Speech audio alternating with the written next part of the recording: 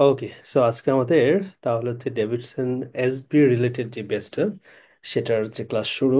So আমি যেটা করব প্রথম থেকে নেফ্রোলজির এই পর্যন্ত আর কি। হ্যাঁ, তো একটা ক্লাস হচ্ছে আমি নিয়েছিলাম ডেভিডসন এসবি রিলেটেড করে, সেই ক্লাসটা আমি যেহেতু গ্রুপে দেওয়া আছে এবং ম্যাক্সিমাম পার্সন হচ্ছে ক্লাসটা করছে আর কি, যার জন্য প্রথম ক্লাসটা রিভিউ করতেছি না। হ্যাঁ, প্রথম ক্লাসটা আপনারা একটু দেখে ফেলেন, আমি অলরেডি গ্রুপে কিন্তু দিয়ে রাখছি। হ্যাঁ, সো আমি যেটা করব, এখান থেকে এই পর্যন্ত আমরা গত ক্লাসে প্রথম ক্লাসে একটা ট্রায়াল ক্লাস জাস্ট সবার সাথে এমনি নিছিলাম আমি। তো ওইটাতে ডিসকাশন করা আছে, সো আপনারা ওই ক্লাসটা দেখবেন। আর আজকে আমি এখান থেকে শুরু করব। হ্যাঁ, সো আমাদের এই ক্লাসটা হচ্ছে একদম ডিসকাশন বেসড হবে।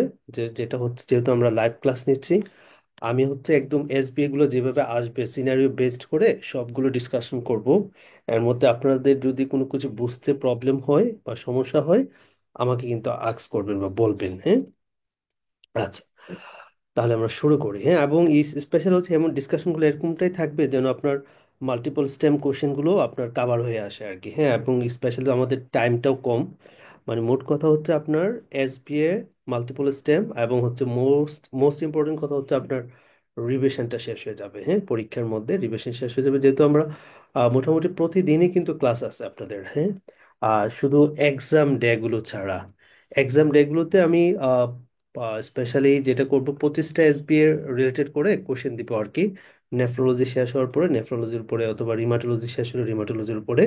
তাহলে আপনারা হচ্ছে গুগলে এই কোশ্চেনগুলো আমি গুগল ফর্মে দিব, ও আপনারা ওইখানে জাস্ট ফেসবুক গ্রুপে আপলোড করে দিব, লিঙ্কে গিয়ে পরীক্ষাটা দিবেন আর কি। হ্যাঁ, আচ্ছা, তাহলে শুরু করি আমরা। হ্যাঁ, সো ফার্স্ট হচ্ছে আমাদের যে টপিকটা আছে সেটা হচ্ছে আইজিএন নেফ্রোপ্যাথি। হ্যাঁ, আইজিএন নেফ্রোপ্যাথি যে কোশ্চেনটা আসবে, এটার সিনারিটা হচ্ছে এরকম। আর খেয়াল রাখবেন, স্পেশালি আমাদের এফসিপিএস পার্ট ওয়ানে যেটা হয়ে গিয়ে আপনার মেইনলি ডায়াগনোসিস, ইনভেস্টিগেশন, ট্রিটমেন্টটা খুব একটা বেশি আসে না। হ্যাঁ, মেইনলি ডায়াগনোসিসটা লাগবে, ইনভেস্টিগেশনগুলো লাগবে, এবং একটা ডিজিজের মেইন ইনফরমেশনগুলো কি থাকে প্যাথোফিজিওলজি রিলেটেড করে, এটা লাগবে। হ্যাঁ, অর্থাৎ diagnosis, investigation, pathophysiology related main information যেগুলো, এই জিনিসগুলো হচ্ছে আমাদের এফসিপিএস পরীক্ষায় মেইনলি কিন্তু লাগে। হ্যাঁ, আচ্ছা, তাহলে ফার্স্ট হচ্ছে আইজিও নেফ্রোপ্যাথি জিনিসটা কি। হ্যাঁ, যদি কোনো একটা পেশেন্টের ধরেন আপার রেসপিরেটরি ইনফেকশন হয়েছে, মানে ঠান্ডা কাশি জ্বর লাগছে আর কি। হ্যাঁ, ঠান্ডা কাশি জ্বর হয়েছে, তথা ফেরিনজাইটিস হয়েছে।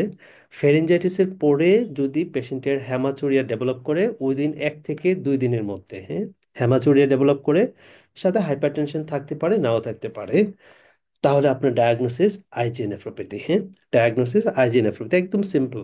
আপার রেসপিরেটরি ইনফেকশন, ফ্যারিনজাইটিস, তারপর হচ্ছে হেমাথুরিয়া, সো আমার ডায়াগনোসিস কি, আইজি নেফ্রোপ্যাথি। হ্যাঁ, সো হাইপারটেনশন থাকতে পারে, নাও থাকতে পারে।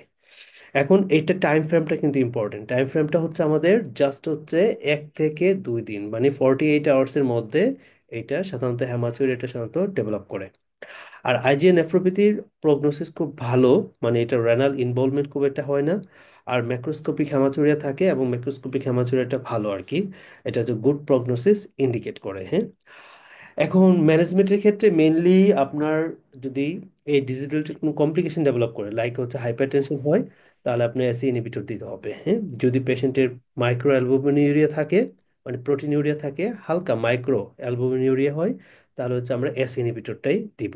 তার মানে আইজিএনএফ প্রভৃতি কোনো একটা পেশেন্টের হ্যামাচুরিয়া প্লাস হাইপারটেনশন, প্রোটিনিউরিয়া মানে মাইক্রোস্কোপিক প্রোটিনিউরিয়া প্লাস হচ্ছে হ্যামাচুরিয়া থাকে, মানে হাইপারটেনশন থাকে, তাহলে আমরা এসি ইনহিবিটর দিয়ে পেশেন্টকে ম্যানেজ করবো। হ্যাঁ, এখন এটা যদি আমি আপনার ধরেন বায়োপসি করি, হ্যাঁ, রেনাল বায়োপসি করি, তাহলে বায়োপসিতে আইজিএটা ওইখানে ডিপোজিশন হবে, গ্লোমেরুলাস যেটা আছে ওইখানে ডিপোজিশন হবে। তাহলে বায়োপসি করলে আইজিএ আমি ডিপোজিশন এটা পাবো আর কি, জাস্ট এইটুকুই। হ্যাঁ, এখান থেকে। সো এখানে আমি সুন্দর করে দিছি যে আপার রেসপিরেটরি ইনফেকশন সাথে হচ্ছে হ্যামাচুরিয়া উইদিন 1 থেকে 2 দিন। সো আমার আইজিএ নেফ্রোপ্যাথি। আর এখানে স্পেশালি আমাদের আইজিএ টা ডিপোজিশন হবে গ্লোমেরুলাসে। সো এটাই হচ্ছে ইন্ডিকেট করে হলমার্ক ফর আইজিএ নেফ্রোপ্যাথি। বাস। আচ্ছা, আমরা এইখানে একটু আসি, এই জায়গাতে। হ্যাঁ, হেনক্সলিন পারপুরা, এটাও আপনার আইজিএ মেডিয়েটেড একটা ভাস্কুলাইটিস ডিসঅর্ডার, হ্যাঁ, হ্যানক্সোলিন পারপুরা। তবে এটা সাধারণত বাচ্চাদের ক্ষেত্রে হয়, হ্যাঁ, ইউজুয়ালি 10 বছরের মধ্যে বাচ্চাদের ক্ষেত্রে হতে পারে, অথবা 15 বা কখনো কখনো দেখা যায় কোশ্চেন আপনার 18 19 এরকম বছরও দিতে পারে। তবে 15 বছরের মধ্যে বা 10 বছরের মধ্যে বাচ্চাদের সাধারণত হ্যানক্সোলিন পারপুরাটা হয়। এটাও আপনার আপার রেসপিরেটরি ট্র্যাক্টের ইনফেকশন হিস্ট্রি থাকবে হ্যানক্সোলিন পারপুরাতে, এবং সাথে হচ্ছে পেশেন্ট একদম ম্যাক্রোস্কোপিক হ্যামাচুরিয়া থাকবে। তার সাথে যেটা ইম্পর্টেন্ট সেটা হচ্ছে পেশেন্টের আর্থ্রাইটিস থাকে, হ্যাঁ, আর্থ্রাইটিসটা ইউজুয়ালি লার্জ জয়েন্টকে ইনভলভ করে। লার্জ জয়েন্ট কোনগুলো, লাইক হচ্ছে নি জয়েন্ট, অ্যাঙ্কেল জয়েন্ট, হ্যাঁ, এই ধরনের লার্জ জয়েন্টগুলোকে সে ইনভলভ করবে। আর এটার একটি special pattern of rest develop করে হ্যানক্সোলিন পারপুরাতে, সেটা হচ্ছে এক্সটেন্সর সারফেস, লাইক বাটক অথবা আমাদের লেগস এর এক্সটেন্সর সাইটে এখানে পারপোরিক রেস্ট ডেভেলপ করে, হ্যাঁ। তো এই হ্যানক্সোলিন পারপুরা যেহেতু একটা ভাস্কুলাইটিস ডিসঅর্ডার, এখানে আর কিছু পয়েন্ট আপনি পাইতে পারেন, সেটা হচ্ছে অ্যাবডোমিনাল পেইন। যেহেতু এখানে ভাস্কুলাইটিস হয়, সো মেজেন্টেরিক আর্টারিগুলোতে দেখা যায় আপনার যেটা হয়ে গিয়া ব্লাড সাপ্লাইটা কমে যায়। তো ব্লাড সাপ্লাই কমে গেলে অ্যাবডোমিনাল পেইনটা মেনলি হয়ে থাকে আর কি, হ্যাঁ। তাহলে এই হ্যানক্সোলিন পারপুরা এটাও আইজিএ মেডিয়েটেড ভাস্কুলাইটিস, বাট অতিরিক্ত কথা হিসেবে এখানে আমার আর্থ্রালজিয়া থাকবে, মানে এই যে আর্থ্রালজিয়া লার্জ জয়েন্টগুলো ইনভলভ করবে, নি জয়েন্ট, অ্যাঙ্কেল জয়েন্ট এই ধরনের। আর অ্যাবডোমিনাল পেইন থাকবে ডিউ টু মেজেন্টেরিক ভাস্কুলাইটিস, হ্যাঁ, অ্যাবডোমিনাল পেইনটা থাকবে। এবং এটা সাধারণত বাচ্চাদের ক্ষেত্রে হবে, হ্যাঁ, বাচ্চাদের ক্ষেত্রে হবে। এটা হ্যামাচুরিয়া নিয়ে আমাদের কাছে প্রেজেন্ট করবে একটা রেসপিরেটরি ইনফেকশনের, সাধারণত 1 2 দিনের মধ্যে কিন্তু এটার মানে হ্যামাচুরিয়াটা ডেভেলপ করে আর কি, হ্যাঁ। আইজি নেফ্রোপ্যাথি, এটা টোটালি রেনাল ইনভলভমেন্ট থাকে না, মানে যখন ভালো হয়ে যায়, সো আপনা আপনি ভালো হয়ে যায়, খুব একটা ট্রিটমেন্ট এখানে দরকার হয় না আর কি। ওই লাইক দ্যাট আইজি নেফ্রোপ্যাথির মতোই হাইপারটেনশন ডেভেলপ করলে হাইপারটেনশনের ম্যানেজমেন্ট, আর যদি প্রোটিনিউরিয়া থাকে তাহলে মাইক্রো অ্যালবুমিনের জন্য এসসি ইনহিবিটর, আর ম্যাক্রো অ্যালবুমিনের যদি হয় আইজি নেফ্রোপ্যাথি হোক আর হ্যানিকশনের পারপুরা, দুই ক্ষেত্রে হচ্ছে আমরা স্টেরয়েড দিয়ে পেশেন্টকে ম্যানেজ করবো, হ্যাঁ, এটা। আর এটা totally renal involvement, without renal involvement ছাড়াই কিন্তু পেশেন্টটা এমনি এমনি ভালো হয়ে যায়। তাহলে এখানে মেইনলি মোস্টলি চিলড্রেনদের ক্ষেত্রে হয়, বাটকে হয়, লোয়ার লেগসে হয়, স্পেশালি এক্সটেন্সর পার্টগুলোতে অ্যাবডোমিনাল পেইন থাকে ডিউ টু ভাস্কুলাইটিস, আর সাথে হচ্ছে আর্থ্রালজিয়া হয়, হ্যাঁ। এই কথাগুলো আমাদের মেইনলি লাগবে। আর Henoch Schonlein purpura IgA mediated disease, so আমরা ইনভেস্টিগেশন চয়েস হচ্ছে রেনাল বায়োপসি করব, এবং রেনাল বায়োপসি করলে এখানে কি পাবো আমি, আইজিএটা মেইনলি ডিপোজিশন হবে আর কি। জাস্ট এইটুকুই, হ্যাঁ। ওকে। সো মেসেঞ্জিও ক্যাপিলারি গ্লোমেরুলারফ্রাইটিস, হ্যাঁ, এমসিজিএন। সো এটার স্পেশালি দুইটা টাইপ থাকে, হ্যাঁ, মেসেঞ্জিও ক্যাপিলারি গ্লোমেরুলারফ্রাইটিসের। একটা হচ্ছে আপনার সাধারণত আপনার টাইপ 1, আর একটা হচ্ছে টাইপ 2, হ্যাঁ, মেসেঞ্জিও ক্যাপিলারি গ্লোমেরুলারফ্রাইটিসের ক্ষেত্রে। তো এখানে মেইনলি নেফ্রাইটিক প্রেজেন্টেশনটা মেইনলি হচ্ছে থাকে আর কি, হ্যাঁ। অর্থাৎ পেশেন্টের হ্যামাচুরিয়া থাকতে পারে, সাথে প্রোটিনুরিয়া থাকবে, মানে দুইটা সাইডকে সে ইনভলভ করে আর কি, হ্যাঁ, মেসেঞ্জিও ক্যাপিলারি গ্লোমেরুলারফ্রাইটিসের ক্ষেত্রে অ্যান্ড দ্য প্রেজেন্টেশনে। এই জন্য এখানে হচ্ছে প্রোটিনুরিয়া প্লাস হচ্ছে হেমাচুরিয়া দুইটা ঘটনায় কিন্তু এখানে আমি পাবো আর কি, হ্যাঁ। সো এখানে যেটা হবে মেসেঞ্জার ক্যাপিলারি গ্লোমেরুলারফ্রাইটিসের ক্ষেত্রে, সো আমাদের মেইনলি যেটা বলছিলাম দুইটা টাইপ থাকে, একটা টাইপ 1 আর একটা হচ্ছে টাইপ 2। টাইপ 1 এর ক্ষেত্রে আপনার যে জিনিসগুলো অ্যাসোসিয়েটেড থাকতে পারে, তার মধ্যে একটা হচ্ছে আপনার ক্রায়োগ্লোবিনেমিয়া অ্যাসোসিয়েটেড থাকতে পারে, আর কমপ্লিমেন্ট 4 লেভেলটা হচ্ছে কমতে পারে। আর টাইপ 2 যেটা, ওইখানে হচ্ছে আপনার কমপ্লিমেন্ট 3টা হচ্ছে মেইনলি হচ্ছে কমে। আর টাইপ 2 স্পেশাল পয়েন্ট হচ্ছে পেশেন্টের ফেসিয়াল ফ্যাট ওয়াস্টিং থাকে, হ্যাঁ, ফেসিয়াল ফ্যাট ওয়াস্টিং থাকে, এই কথাটা হচ্ছে ইম্পর্টেন্ট টাইপ 2 এর ক্ষেত্রে। তো এগুলো র্যাপিডলি প্রোগ্রেসিভ গ্লোমেরুলারনেফ্রাইটিসে যায়, এবং মেসেঞ্জিও ক্যাপিলারি গ্লোমেরুলারনেফ্রাইটিস রিলেটেড করে কোনো পেশেন্টের যদি আমি রেনাল ট্রান্সপ্ল্যান্ট করি, সেই সকল পেশেন্টগুলোর আপনার রেনাল রিকারেন্স রেটটা হচ্ছে অনেক বেশি, হ্যাঁ, অনেক বেশি রেনাল রিকারেন্স। অর্থাৎ মেসেঞ্জিও ক্যাপিলারি যেই জন্য আমি রেনাল ট্রান্সপ্ল্যান্ট করছি, এই পেশেন্টের আবার এগেইন এই ডিজিজটা হওয়ার পসিবিলিটি বা সম্ভাবনা হচ্ছে সবচেয়ে বেশি, হ্যাঁ, এমসিজি এর ক্ষেত্রে আর কি, হ্যাঁ। তাহলে এটা আমরা একটু খেয়াল রাখবো। আর যখন রেনাল ইনভলভমেন্ট হয়, সো এটা ট্রিটমেন্টটা খুব একটা ইম্পর্টেন্ট না, স্পেশালি পার্টনের জন্য। সো আমরা হচ্ছে ইমিউনোসাপ্রেসিভ ড্রাগস লাইক সাইক্লোফসফামাইড অথবা মাইক্রোফেনালাইন মফেটিলটা দিতে পারি আর কি। ওকে। এরপরে আসি আমরা anti glomerular basement membrane disease, খুবই ইম্পর্টেন্ট, হ্যাঁ। সো এই ডিজিজটার সাথে আমি তিনটা ডিজিজের কথা একসাথে বলবো। একটা হচ্ছে অ্যান্টিজিভিএম অ্যান্টিবডি রিলেটেড ডিসঅর্ডার। আর এটা হচ্ছে আপনার ওই যে ওয়েগনার্স গ্রানুলোমাটোসিস, যেটা আমরা গ্রানুলোমাটোসিস উইথ পলিঅ্যাঞ্জাইটিস বলি, হ্যাঁ।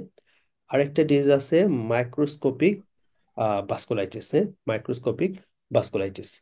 সো এই ক্ষেত্রে যে প্রেজেন্টেশনগুলো থাকে, অর্থাৎ কোনো একটা পেশেন্ট যদি আপনার হেমোপটাইসিস হেমাচুরিয়া, মানে কাশির সাথে রক্ত যাচ্ছে, আপনার তারপরে প্রস্রাবে রক্ত যাচ্ছে, তখন আপনার ডিডি থাকবে দুইটা, মানে তিনটাই থাকে সাধারণত।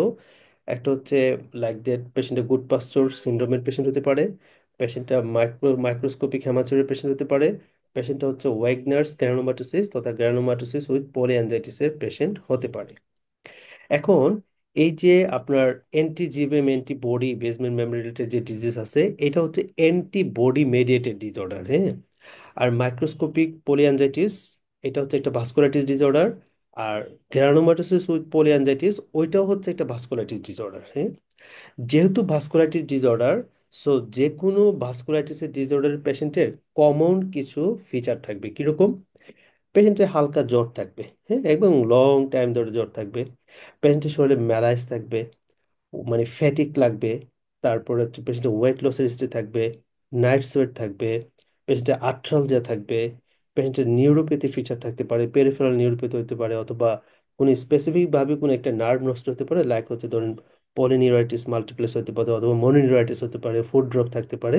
সো এগুলো হচ্ছে ভাস্কুলাইটিসের ফিচার, হ্যাঁ। তো যে কোনো ভাস্কুলাইটিস হলে আপনি এই ফিচারগুলো হচ্ছে মানে ওরা কোশ্চেনের সাথে আপনাকে অ্যাড করে দিবে।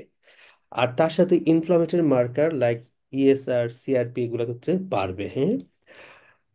তাহলে আমাদের অ্যান্টিজিভিএম অ্যান্টিবডি যে ডিজিজটা, এটা হচ্ছে মেনলি অটো ইমিউন তথা অ্যান্টিবডি মেডিয়েটেড ডিসঅর্ডার। এই জন্য এখানে আমরা কোনো ভাস্কুলাইটিসের কোনো ফিচার পাবো না। আর মাইক্রোস্কোপিক পলিঅ্যাঞ্জাইটিস প্লাস হচ্ছে ওয়েগনার গ্রানুলোমাটোসিস, ওই জায়গাটা হচ্ছে ভাস্কুলাইটিস ডিসঅর্ডার, ওই দুটা ডিজিজ। এই জন্য ওইখানে আমি ভাস্কুলাইটিসের ফিচার পাবো, তার সাথে ইএসআর সিআরপি রেস্ট পাবো। অর্থাৎ কোনো একটা পেশেন্টের হেমোপ্টাইসিস হেমাচুরিয়া আছে, তার সাথে যদি ইএসআর নর্মাল থাকে, তাহলে আমাদের ডায়াগনোস হচ্ছে গুড পাস্চুর ডিজিজ বা গুড পাস্চুর সিনড্রোম, হ্যাঁ, বা antiglomerular basement membrane disease. ESR normal থাকলে খেয়াল রাখবেন। আর ইএসআর যখন বেশি থাকবে, তখন আমার ডায়াগনোসিস মানে হেমোপ্টাইসিস হেমাচুরিয়া, আমার ডায়াগনোসিস হবে কিন্তু গিয়ে মাইক্রোস্কোপিক পোলিনজাইটিস হতে পারে, অথবা পেশেন্টের ডায়াগনোসিসটা স্পেশালি আমাদের ওয়েগনার্স গ্রানুলোমাটোসিস তথা গ্রানুলোমাটোসিস পোলিনজাইটিসটা হতে পারে, হ্যাঁ। এখন আসেন, গেল এটা আমার ইএসআর এবং ভাস্কুলাইটিস ফিচার দিয়ে একটা থেকে আরেকটাকে পৃথক করে ফেললাম, হ্যাঁ। এখন আসেন, কোন একটা পেশেন্টের যদি, হ্যাঁ, লোয়ার রেসপিরেটরি ইনফেকশন মানে হচ্ছে হেমোপটাইসিস, আর সাথে হচ্ছে হেমাচুরিয়া, তার সাথে যদি upper respiratory infection, upper respiratory মানে হচ্ছে আমাদের লাইক ধরেন যে সাইনোসাইটিস কোনো পেশেন্টের থাকতে পারে, কোনো পেশেন্টের নেজাল ক্রাস্টিং থাকতে পারে, কোনো পেশেন্টের স্যাডেল নোজ থাকতে পারে, কোনো পেশেন্টের সাইনোসাইটিস থাকতে পারে, কোনো পেশেন্টের এপিস্টেক্সিস থাকতে পারে। যদি এই ফিচারগুলো থাকে, তার মানে হেমোপটাইসিস হেমাচুরিয়া, তার সাথে আপার রেসপিরেটরি যদি ইনভলভমেন্টের হিস্ট্রি থাকে, তাহলে আমার ডায়াগনোসিস গ্রানুলোমাটোসিস উইথ পলিঅ্যাঞ্জাইটিস। আর আপার রেসপিরেটরি হিস্ট্রি নাই, মানে ফিচার নাই, বাট পেশেন্টের হেমোপটাইসিস হেমাচুরিয়া আছে, কিন্তু ভাস্কুলাইটিসের ফিচার আছে, তাহলে সেটার ক্ষেত্রে আমার ডায়াগনোসিস হবে কিন্তু মাইক্রোস্কোপিক পলিঅ্যাঞ্জাইটিস। খেয়াল রাখেন, আপার রেসপিরেটরি ট্র্যাক্টের ফিচার যদি না থাকে, তাহলে আমার ডায়াগনোসিস মাইক্রোস্কোপিক পোলিঅ্যাঞ্জাইটিসের দিকে যাবে। আর আপার রেসপিরেটরি ট্র্যাক্টের যদি হিসেব মানে ফিচার থাকে যেগুলো আমি বললাম, তাহলে আমাদের ডায়াগনোসিস মানে ওয়েগনার্স গ্রানুলোমাটোসিস তথা গ্রানুলোমাটোসিস উইথ পোলিঅ্যাঞ্জাইটিস হবে। ইভেন দো এই এনটিজিভিএম ডিজিজ যেটা, এটার ক্ষেত্রেও কিন্তু আপনার আপার রেসপিরেটরি ট্র্যাক্টের ইনভলভমেন্ট হয় না। তার মানে আপার রেসপিরেটরি ইনভলভমেন্ট বলতে খুব ইম্পর্টেন্ট কথা, নেজাল ক্রাস্টিং, স্যাডেল নস, সাইনোসাইটিস, এপিস্টেক্সিস, এই ধরনের ফিচারগুলো আর কি, হ্যাঁ, যেগুলো হচ্ছে আমাদের মানে ন্যাজোফ্যারিংস তথা নেজাল ক্যাভিটিকে ইনভলভমেন্ট করে, এটাকে বলা হয়, হ্যাঁ। আচ্ছা, এরপরে আসুন, আইজিএটা হচ্ছে আমরা যেটা বললাম, এটা অটো অ্যান্টিবডি মেডিয়েটেড। তাহলে এখানে এই অটো অ্যান্টিবডিটা আমার যার এগেনস্টে কাজ করে, সেটা হচ্ছে আমাদের গ্লোমেরুলার বেসমেন্ট মেমব্রেনে টাইপ 4 কোলাজেন থাকে, হ্যাঁ। এই টাইপ 4 কোলাজেনের এগেনস্টে অ্যান্টি গ্লোমেরুলার বেসমেন্ট মেমব্রেন অ্যান্টিবডিটা হচ্ছে তৈরি হয়। এই টাইপ 4 কোলাজেনটা আপনার এসবি এর জন্য ইম্পর্টেন্ট, হ্যাঁ। তাহলে আহ, মানে অ্যান্টিজিভিএম বা গুড পাস্চর সিন্ড্রোমের ক্ষেত্রে আমার কত নম্বর কোলাজেনের এগেনস্টে অ্যান্টিবডি ফর্ম হয়, সেটা হচ্ছে টাইপ 4। এই টাইপ 4 কোলাজেনটা গ্লোমেরুলার বেসমেন্ট মেমব্রেনও থাকে, আবার এলভিউলাসে থাকে। এই জন্য এই অ্যান্টিবডিটা গ্লোমেরুলার বেসমেন্ট মেমব্রেনে গিয়ে ঘষাঘষি করে, আবার এলভিউলার বেসমেন্ট মেমব্রেনে গিয়ে ঘষাঘষি করে, অ্যাজ এ রেজাল্ট হেমাচুরিয়া হয়, হেমোপটাইসিস হয়। হ্যাঁ, হেমাচুরিয়া হয়, হেমোপটাইসিস হয়। তাহলে হেমাচুরিয়া হলে তো আমাদের ইউরিনের কালার রেড থাকবে। আর কাশি যখন দিব তার সাথে হচ্ছে রক্ত বের হবে। আর রক্ত তো কাইন্ড অফ হচ্ছে পানি, ওয়াটার, তাহলে এটা নিচের দিকেও গড়াইতে পারে লাংসের। হ্যাঁ, তখন হচ্ছে আমাদের পালমোনারি হ্যামোরেজ, তো তার লাংসে একটা হ্যামোরেজ পেতে পারি আর কি।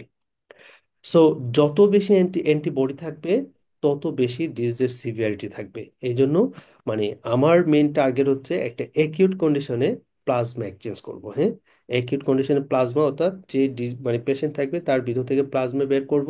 প্লাজমা বের করা মানে হচ্ছে অ্যান্টিবডিকে বের করে নিয়ে আসা। হ্যাঁ, তাহলে প্লাজমা এক্সচেঞ্জ করতে পারি, এটা হচ্ছে একটা ট্রিটমেন্ট। তার সাথে ইমিউনোসাপ্রেশন দেওয়া যায়। সো প্লাজমা এক্সচেঞ্জটা হচ্ছে আমার এফসিপিএস পার্ট 1 এর জন্য ইম্পর্টেন্ট। হ্যাঁ, এটা। আর এর ক্ষেত্রে যেটা বললাম, আমাদের আহ, এটা হচ্ছে তো আপনার ওই গ্রানুলোমাটাস পলিঅ্যাঞ্জাইটিস এবং মাইক্রোস্কোপিক পলিঅ্যাঞ্জাইটিস, আর এটা হচ্ছে অ্যান্টিজিভিএম অ্যান্টিবডি ডিজিজ। হ্যাঁ, গুড পারসিউশন। এই তিনটার আঙ্কা রিলেটেড কিছু পয়েন্ট আছে। হ্যাঁ, লাইক স্পেশালি আমাদের অ্যান্টিগ্লোমেরুলার বেসমেন্ট মেমব্রেন ডিজিজের ক্ষেত্রে পিয়াঙ্কা পজিটিভ থাকে। হ্যাঁ, এটা অ্যারাউন্ড 30% কেসে হচ্ছে পিয়াঙ্কাটা পজিটিভ থাকতে পারে। আর মাইক্রোস্কোপিক পলিঅ্যাঞ্জাইটিসও প্রিয়াঙ্কা পজিটিভ থাকে। তবে মাইক্রোস্কোপিক পলিঅ্যাঞ্জাইটিসে অ্যারাউন্ড 75% কেস হচ্ছে আপনার প্রিয়াঙ্কা পজিটিভ থাকে। তার মানে অ্যান্টিজিভিএম অ্যান্টিবডি ডিজিজটা হচ্ছে প্রিয়াঙ্কা পজিটিভ, বাট এখানে 30%-এর মতো পজিটিভ থাকে। আর মাইক্রোস্কোপিক পলিঅ্যাঞ্জাইটিসেও প্রিয়াঙ্কা পজিটিভ থাকে, সিয়াঙ্কাও থাকে পজিটিভ, কিন্তু সিয়াঙ্কার পরিমাণটা হচ্ছে অ্যারাউন্ড 25 থেকে 20-র মতো হয়। কিন্তু মেইনলি হচ্ছে প্রিয়াঙ্কাটা পজিটিভ থাকে মাইক্রোস্কোপিক পলিঅ্যাঞ্জাইটিসে। আর জিপি এর ক্ষেত্রে, অর্থাৎ গ্রানুলোমাটাস পলিঅ্যাঞ্জাইটিসের ক্ষেত্রে সিয়াঙ্কা এবং পিয়াঙ্কা দুইটাই পজিটিভ থাকে, তবে সিয়াঙ্কাটা হচ্ছে মোর দেন 95% পেশেন্টের ক্ষেত্রে পজিটিভ থাকে। হ্যাঁ, আর পিয়াঙ্কা পজিটিভ থাকে মাইক্রোস্কোপিক এই আপনার গ্রানুলোমাটাস পলিঅ্যাঞ্জাইটিসে, তবে এটার পরিমাণ কম, অ্যারাউন্ড ওই যে 20 থেকে 25% মতো কেসে পিয়াঙ্কাটা পজিটিভ থাকে। তার মানে হচ্ছে আমাদের মেইনলি যত ভাস্কুলারিটিস ডিসঅর্ডার আছে, তার মধ্যে সিয়াঙ্কা মিডিয়েটেড দুইটা ভাস্কুলারিটিস ডিসঅর্ডার আমরা মনে রাখবো। একটা হচ্ছে ওয়েগনার্স গ্রানুলোমাটিস অর্থাৎ গ্রানুলোমাটাস পলিঅ্যাঞ্জাইটিস, মোর দেন 90% কেসে সিয়াঙ্কা পজিটিভ থাকে। আরেকটা হচ্ছে মাইক্রোস্কোপিক পলিঅ্যাঞ্জাইটিস, ওইখানে হচ্ছে আপনার অ্যারাউন্ড হচ্ছে 30-র মতো, 30% কেসে হচ্ছে পজিটিভ পাইতে পারি। আর প্রিয়াঙ্কা পজিটিভ সবচেয়ে ডমিনেন্টলি যেখানে পাওয়া যায় সেটা হচ্ছে মাইক্রোস্কোপিক পলিঅ্যাঞ্জাইটিসে। প্রিয়াঙ্কাটা হচ্ছে প্রিডমিনেন্টলি সবচেয়ে বেশি থাকে, অ্যারাউন্ড 75% কেসে। আর প্রিয়াঙ্কা পজিটিভ এরকম ভাস্কুলারিটিস ডিসঅর্ডার মধ্যে, এরকম ডিজিজের মধ্যে অ্যান্টিজিভিএম অ্যান্টিবডি ডিজিজ হচ্ছে একটা।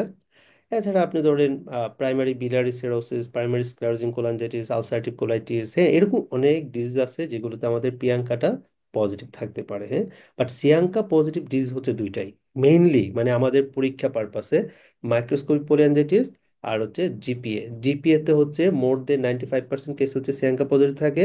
আর মাইক্রোস্কোপিক পলিঅ্যাঞ্জাইটিসে অ্যারাউন্ড 30+ বা 30% মতো পজিটিভ থাকে। কিন্তু মাইক্রোস্কোপিক পলিঅ্যাঞ্জাইটিসে সবচেয়ে বেশি আপনার প্রিয়াঙ্কা পজিটিভ হয়।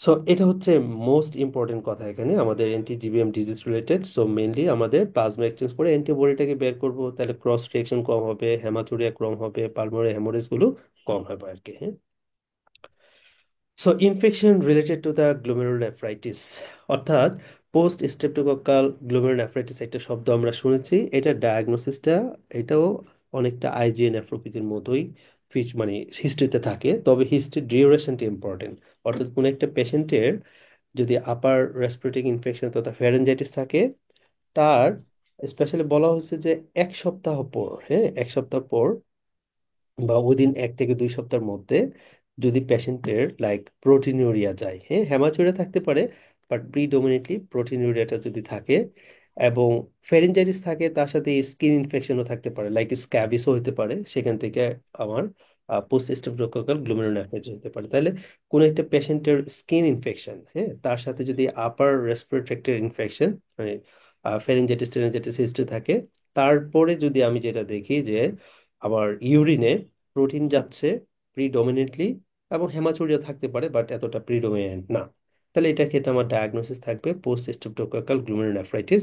সাধারণত 1 সপ্তাহ পরে আপার রেসপিরেটরি ইনফেকশন অথবা স্কিন ইনভলভমেন্টে 1 সপ্তাহ পরে গিয়ে হচ্ছে এটা আমাদের কাছে ডিজিজটা মেইনলি প্রেজেন্ট করে। হ্যাঁ, সো ট্রিটমেন্ট হচ্ছে সাপোর্টিভ, লাইক পেশেন্টের যদি মাইক্রোস্কোপিক প্রোটিনিউরিয়া যায় তাহলে হচ্ছে আমরা যেটা করবো অ্যাসি ইনহিবিটর দিব। আর যদি ম্যাক্রোস্কোপিক প্রোটিনিউরিয়া যায় তাহলে আমরা হচ্ছে স্টেরয়েডে যাবো। হ্যাঁ, এইটুকুই বাস। আর সাধারণত স্ট্রেপ্টোকক্কাস যে ব্যাকটেরিয়া গুলো থাকে, ওই গ্রুপের ব্যাকটেরিয়া গুলো দিয়ে মেইনলি এটা হয়ে থাকে ইউজুয়ালি। এই জন্য অনেক সময় অ্যান্টিস্টেপ্টোলাইসিন ও অ্যান্টিবডি যেটা, এটা হচ্ছে টাইটারটা আমরা পজিটিভ পেতে পারি আর কি, অ্যারাউন্ড 95% কেসে। রাইট, এবার আসি অ্যাকিউট ইন্টারস্টিশিয়াল নেফ্রাইটিসে। সো এটা ইম্পর্টেন্ট আছে। হ্যাঁ, অ্যাকিউট ইন্টারস্টিশিয়াল নেফ্রাইটিসটা ইম্পর্টেন্ট, এটা সিনারিওটা কিভাবে আসবে। সো এটার ক্ষেত্রে প্রথম কথা হচ্ছে পেশেন্টের একটা হিস্ট্রি থাকবে, রিস্ক ফ্যাক্টর থাকে। হ্যাঁ, মানে মেইনলি হচ্ছে ড্রাগ খাইছে, কোনো একটা ওষুধ খাইছে, এই ধরনের হিস্ট্রি দিবে। হিস্ট্রিটা কিরকম, পেশেন্ট কোনো একটা পেনিসিলিন নিতে পারে। হ্যাঁ, খেয়াল রাখেন, কোনো একটা ড্রাগ নিবে, এটা হচ্ছে এক নম্বর কথা মাথায় রাখবেন। পেনিসিলিন খাইতে পারে, অ্যানাসাইড খাইতে পারে, আপনার ড্যাপসন খাইতে পারে, অ্যালোপিরানল খাইতে পারে। মোট কথা হচ্ছে পেশেন্ট একটা ওষুধ খাবে। ওষুধ খাওয়ার পরে পেশেন্টের যদি বডিতে র্যাশ চলে আসে, হ্যাঁ, তার সাথে যদি পেশেন্টের অ্যাকিউট কিডনি ইনজুরির মতো ফিচার থাকে, তার মানে যদি আপনার অলিগিউরিয়া হয়, ক্রিয়েটিনিন লেভেল যদি বেড়ে যায়, অর্থাৎ রেনাল ফাংশন যদি অল্টার হয় সেটা, এর সাথে পেশেন্টের ব্লাডে ইসোনোফিল কাউন্ট যদি বেড়ে যায়, ইউরিনের মধ্যে যদি ইসিনোফিল কাউন্ট বেড়ে যায়, মানে ইসিনোফিলিয়া আর ইসিনোফিল ইউরিয়া থাকে, আপনি একদম ডায়াগনোসিস বলতে হবে এটা অ্যাকিউট ইন্টারস্টিশিয়াল নেফ্রাইটিস। তাহলে মেইন পয়েন্ট হচ্ছে আমার এটা ড্রাগের হিস্ট্রি থাকতে হবে। হ্যাঁ, সেটা পেনিসিলিন হতে পারে, ড্যাপসন হতে পারে, সেফালোস্পোরিন হতে পারে, হ্যাঁ, অথবা আমার অ্যালোপিরানল হতে পারে। হ্যাঁ, কোনো একটা ড্রাগ খাবে, অ্যানাসাইড হতে পারে। হ্যাঁ, কোনো একটা ড্রাগ খাবে, ড্রাগটা খাওয়ার পর, হ্যাঁ, তার যদি স্কিনের র্যাশ ডেভেলপ করে, অ্যাকিউট কিডনি ইনজুরির মতো ফিচার নিয়ে পেশেন্ট আসে, অর্থাৎ ক্রিয়েটিনিন রেজড অলিগোরিয়া এই ধরনের ফিচারগুলো নিয়ে আসে আমাদের কাছে, তার সাথে তার বডিতে ইসোনোফিল কাউন্ট বাড়বে এবং ইসোনোফিল ইউরিয়া অর্থাৎ ইউরিনের মধ্যে ইসোনোফিল পাওয়া যাবে, তাহলে কিন্তু আমি বলে ফেলবো এটা ডায়াগনোস আমাদের অ্যাকিউট ইন্টারস্টিশিয়াল নেফ্রাইটিস। আর ইসোনোফিল ইউরিয়াটা হচ্ছে আপনার মেইনলি অ্যাকিউট ইন্টারস্টিশিয়াল নেফ্রাইটিসের প্যাথোগনমিক ফাইন্ডিংসে। তাহলে ট্রিটমেন্ট কি? ট্রিটমেন্ট হচ্ছে অফেন্ডিং ড্রাগটা বন্ধ করতে হবে। মেইনলি যে ড্রাগটা থাকবে, সে রিসপেক্টরটা থাকবে, এটাকে বন্ধ করব। তারপরে হচ্ছে আমি তার রিলেটেড করে জাস্ট হচ্ছে যদি সাপোর্টিভ ট্রিটমেন্ট দরকার হয় একে রেনাল ফেলিওরের জন্য হচ্ছে নর্মাল স্যালাইন ট্যালাইন দেওয়া যায় আর কি। এইটুকুই, আর কিছু না। হ্যাঁ, এখান থেকে এইটুকুই আমাদের পরীক্ষায় লাগবে। সো এখানে যে পয়েন্টগুলো আছে, আচ্ছা এই বক্সটা, হ্যাঁ, এই বক্সটার কোশ্চেন তো আসবেই আপনার, like glomerular nephritis as the low complement বা সেরাম কমপ্লিমেন্ট লেভেল। এটা একদম মুখস্থের পড়া, মাল্টিপল স্টেমের জন্য হচ্ছে মেইনলি পরীক্ষাতে আসে। Post streptococcal glomerular nephritis, subacute bacterial infection তথা এন্ডোকার্ডিটিস, এসএলই, ক্রায়োগ্লোবিনেমিয়া, আর mesangio capillary glomerular nephritis usually complement type 3 or 4, এগুলো কিন্তু রিডিউসড হয়। একদম এই 5টা পয়েন্ট আমাকে যে যেভাবে পারেন মনে রেখে ফেলবেন, কারণ মাল্টিপল স্টেমের জন্য হচ্ছে মেইনলি এখান থেকে কোশ্চেনটা আসে। এবং এফসিপিএস পার্ট 1 পরীক্ষায় স্যারদের খুবই পছন্দের জায়গা এই টপিকটা, মানে কোশ্চেন এখান থেকে আশা করে রাখেন যে এটা আসছে আর কি, kind of acute interstitial nephritis. So যেটা বললাম, কজ কি থাকতে পারে, লাইক একটা পেশেন্ট পেনিসিলিন খাইতে পারে, অ্যানাসাইড খাইতে পারে, প্রোটন পাম্প ইনহিবিটর মেসালাজিন খেতে পারে, অথবা কোনো ইনফেকশন যদি হয়, ল্যাপ্টোস্পাইরা, টিবি, মানে অ্যান্টি টিবি ড্রাগ যদি খায় আর কি, তখন হতে পারে হান্টা ভাইরাস দ্বারা ইনফেকশন যদি হয়। তার সাথে হচ্ছে একিউট রেনাল ফেলিওর ফিচার, স্কিনের র্যাশ, আর ইসোনোফিলিয়া, ইসোনোফিলিউরিয়া। আমার ডায়াগনোসিস অ্যাকিউট ইন্টারস্টিশিয়াল নেফ্রাইটিস। তাহলে এই ইসোনোফিলিয়াটা খুবই ইম্পর্টেন্ট। হ্যাঁ, আর প্রোটিন জুড়ে থাকতে পারে, হোয়াইট সেল কাস্ট, এগুলো অ্যাজুটেড, মানে একিউট রেনাল ফেলিওর পয়েন্ট আর কি। রেনাল যদি বায়োপসি করি তাহলে ইন্টারস্টিশিয়াল মেইনলি হচ্ছে এখানে দেখা যাবে ইন্টারস্টিশিয়ামের মধ্যে আপনার লিম্ফোসাইট, নিউট্রোফিল এই উপাদানগুলো হচ্ছে ডিপোজিট থাকতে পারে। তো আমার মেইন টার্গেট হচ্ছে রেনাল বায়োপসি করা। তবে মেইনলি এই ইসিনোফিলিউরিয়াটা হচ্ছে সবচেয়ে ইম্পর্টেন্ট। হ্যাঁ, ইসিনোফিলিউরিয়া এটা হচ্ছে প্যাথোগনমিক ফর ডায়াগনোসিস। জাস্ট এটা আমাকে কিন্তু মাথায় রাখতে হবে। ম্যানেজমেন্ট ইম্পর্টেন্ট না, জাস্ট হচ্ছে অ্যাকিউট রেনাল ফেলিওরের ম্যানেজমেন্টটা দিতে হবে আর অফেন্ডিং ড্রাগটাকে আমার বন্ধ করতে হবে। ক্রনিক ইন্টারস্টিশন নেফ্রাইটিস খুব একটা ইম্পর্টেন্ট না, ওই এটার রিস্ক ফ্যাক্টর গুলো সেম। আপনার অনেকদিন ধরে ওই যে ওষুধ টষুধ গুলো খাবে এবং তার রেস্ট টেস্টটা খুব একটা বেশি প্রমিনেন্টলি থাকে না, বাট ইসোনোফিলিয়াটা থাকে। যেদের chronic persistent condition, so rest এবং একে এর ফিচারটা বেশি একটা পাওয়া যায় না, হ্যাঁ, বাট সিকিটির মতো কিছু একটা ফিচার থাকতে পারে আর কি, লাইক দ্যাট। বাট এটা নট একটা ইম্পর্টেন্ট টপিক। আচ্ছা, এরপরে আসি আমি ক্রনিক ইন্টারস্টিশিয়াল নেফ্রাইটিসের ক্ষেত্রে যদি কজ আপনার মাল্টিপল স্টেম কোশ্চেনের জন্য দরকার, সো সেই ক্ষেত্রে ড্রাগ কজটা হচ্ছে সবচেয়ে বেশি গুরুত্ব দিবেন, হ্যাঁ, ট্যানোফবির।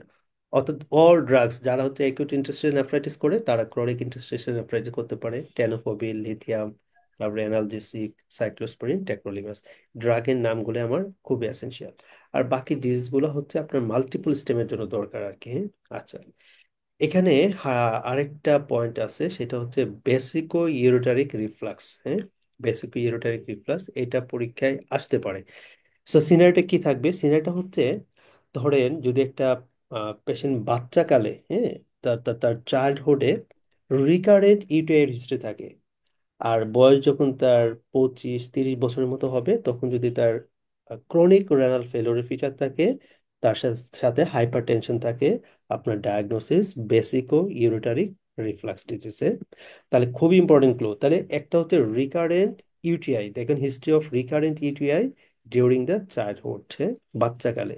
আর 25, 30, 35 বছরের মধ্যে যদি তার ক্রনিক রেনাল ফেলোরের ফিচার চলে আসে, স্পেশালি হাইপার টেনশন থাকবে। আর ক্রনিক রেনাল ফিচার হচ্ছে আমাদের ক্রিয়েটিনিন বাড়বে, ফসফেট লেভেল বাড়বে, ঠিক আছে। সো এগুলো যদি থাকে, তাহলে আমরা এটাকে বলবো বেসিকো ইউরিটারি রিফ্লাক্স ডিজিজে। সো এটা কিন্তু খুব ইম্পর্টেন্ট এসবি এর জন্য, হ্যাঁ। আর ক্রনিক ইন্টারস্টিশিয়াল নেফ্রাইটিস আদার কজগুলো like Wilson disease, sickle cell disease, medullary sponge kidney বা এগুলো যদি থাকে তাহলে হতে পারে। আচ্ছা, এবার আসি আমার এই পাশে আর নাই, এইখানে আসি, হ্যাঁ, অ্যালপোর্ট সিনড্রোম। সুপার ইম্পর্টেন্ট একটা টপিক। সো এই অ্যালপোর্ট সিন্ড্রোমের ক্ষেত্রে আমার ডায়াগনোসিসের প্রথম পোর্শনটা খেয়াল রাখবো, এটা সাধারণত এক্স লিঙ্ক ডমিনেন্ট ডিসঅর্ডার। আবার কোথাও কোথাও বলছে এটা হচ্ছে এক্স লিঙ্ক একটা রিসেসিভ ডিসঅর্ডার টাইপ আর কি, হ্যাঁ। সো লাইক মানে মেইনলি হচ্ছে এক্স লিঙ্ক ডমিনেন্ট ডিসঅর্ডার অ্যালপোর্ট সিন্ড্রোমে। এটা যেহেতু একটা inherited disorder, x link dominant disorder, so দেখা যায় যে এক্স ক্রোমোসোম যে জেনারেশনে যাবে সেই জেনারেশনটা মিললে হচ্ছে অ্যাফেক্টেড হবে। সো এটার প্রেজেন্টেশনটা তিনটে এরিয়াতে নিয়ে হয়। একটা হচ্ছে রেনাল ইনভলভমেন্ট হয়, পেশেন্টের হ্যামাচুরিয়া থাকে।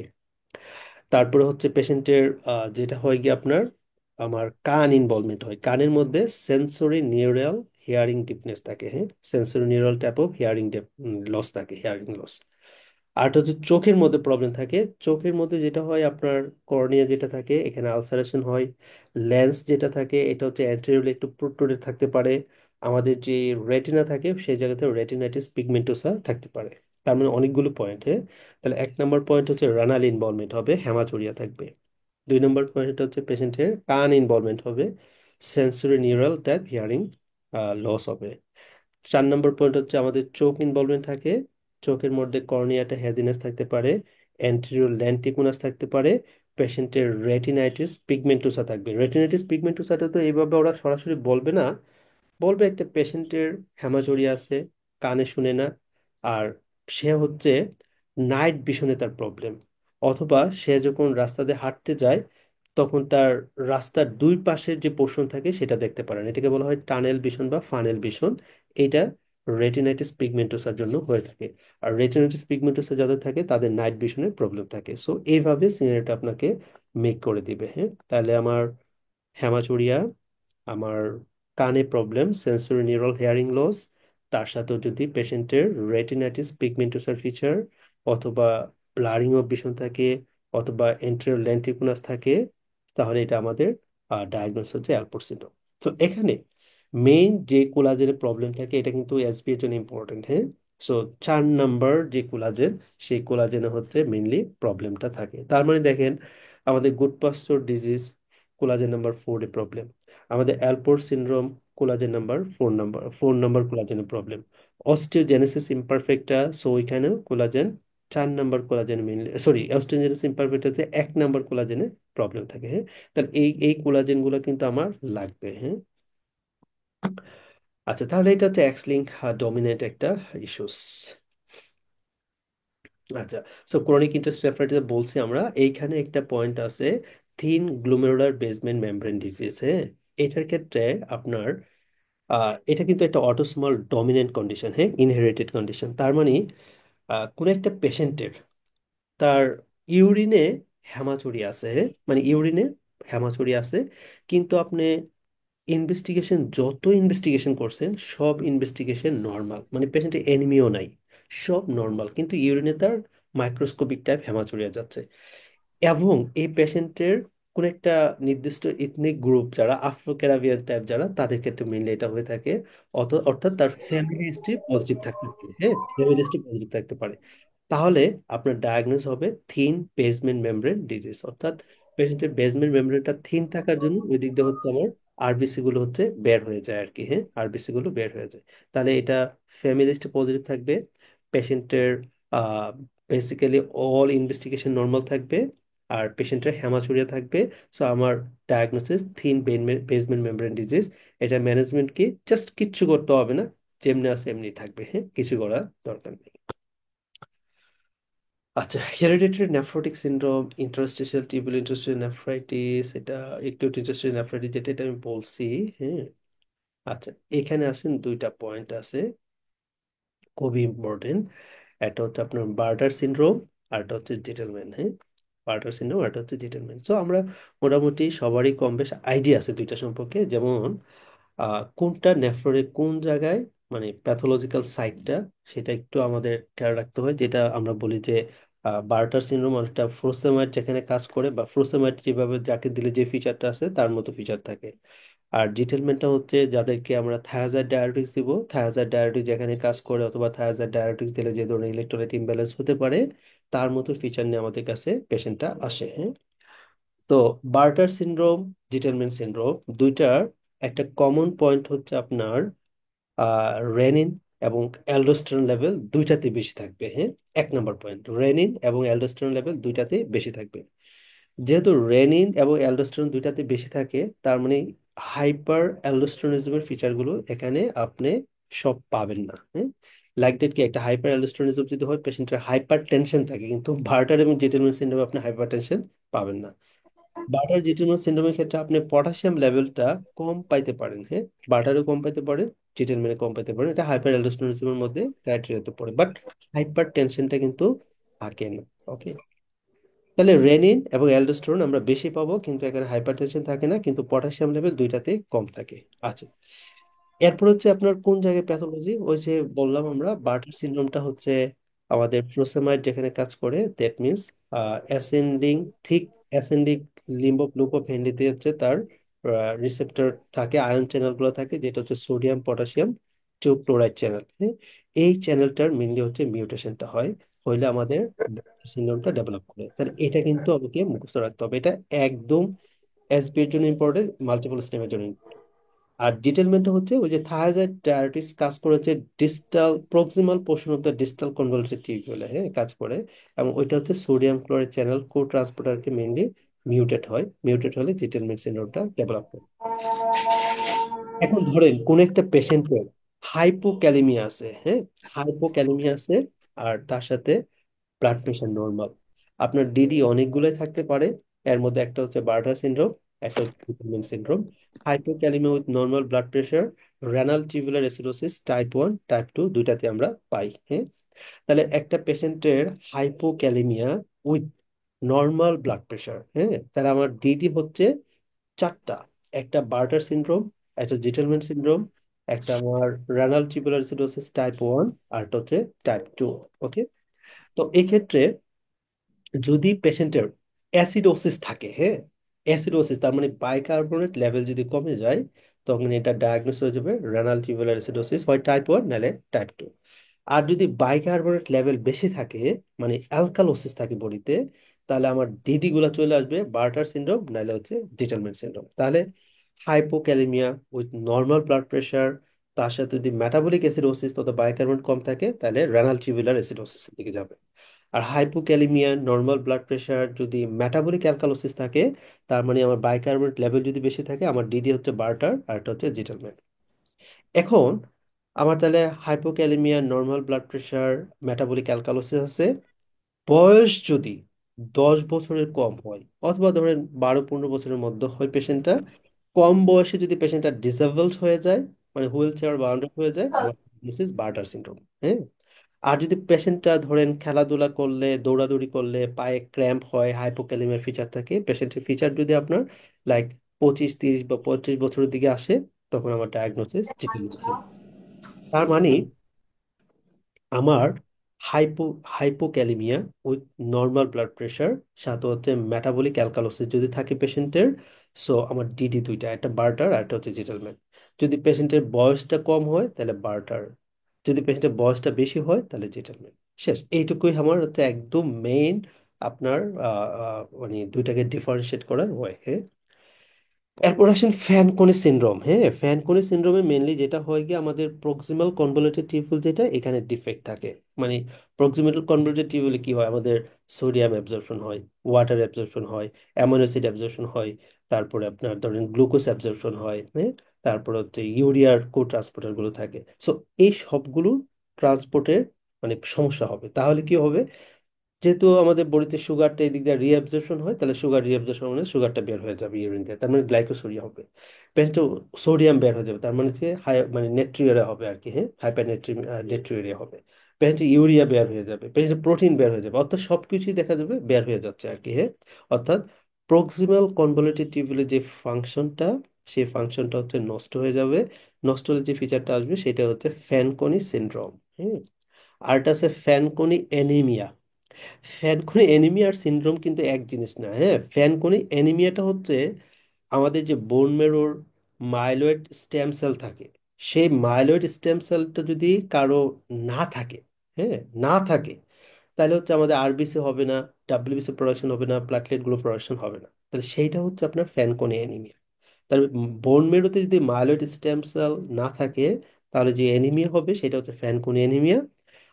আর হচ্ছে আপনার প্রক্সিমাল কনভলিউটেড টিউবিউলে যদি কোনো ডিফেক্ট থাকে, সেটা রিলেটেড করে যে ফিচার, সেটা হচ্ছে ফ্যানকনি সিনড্রোম।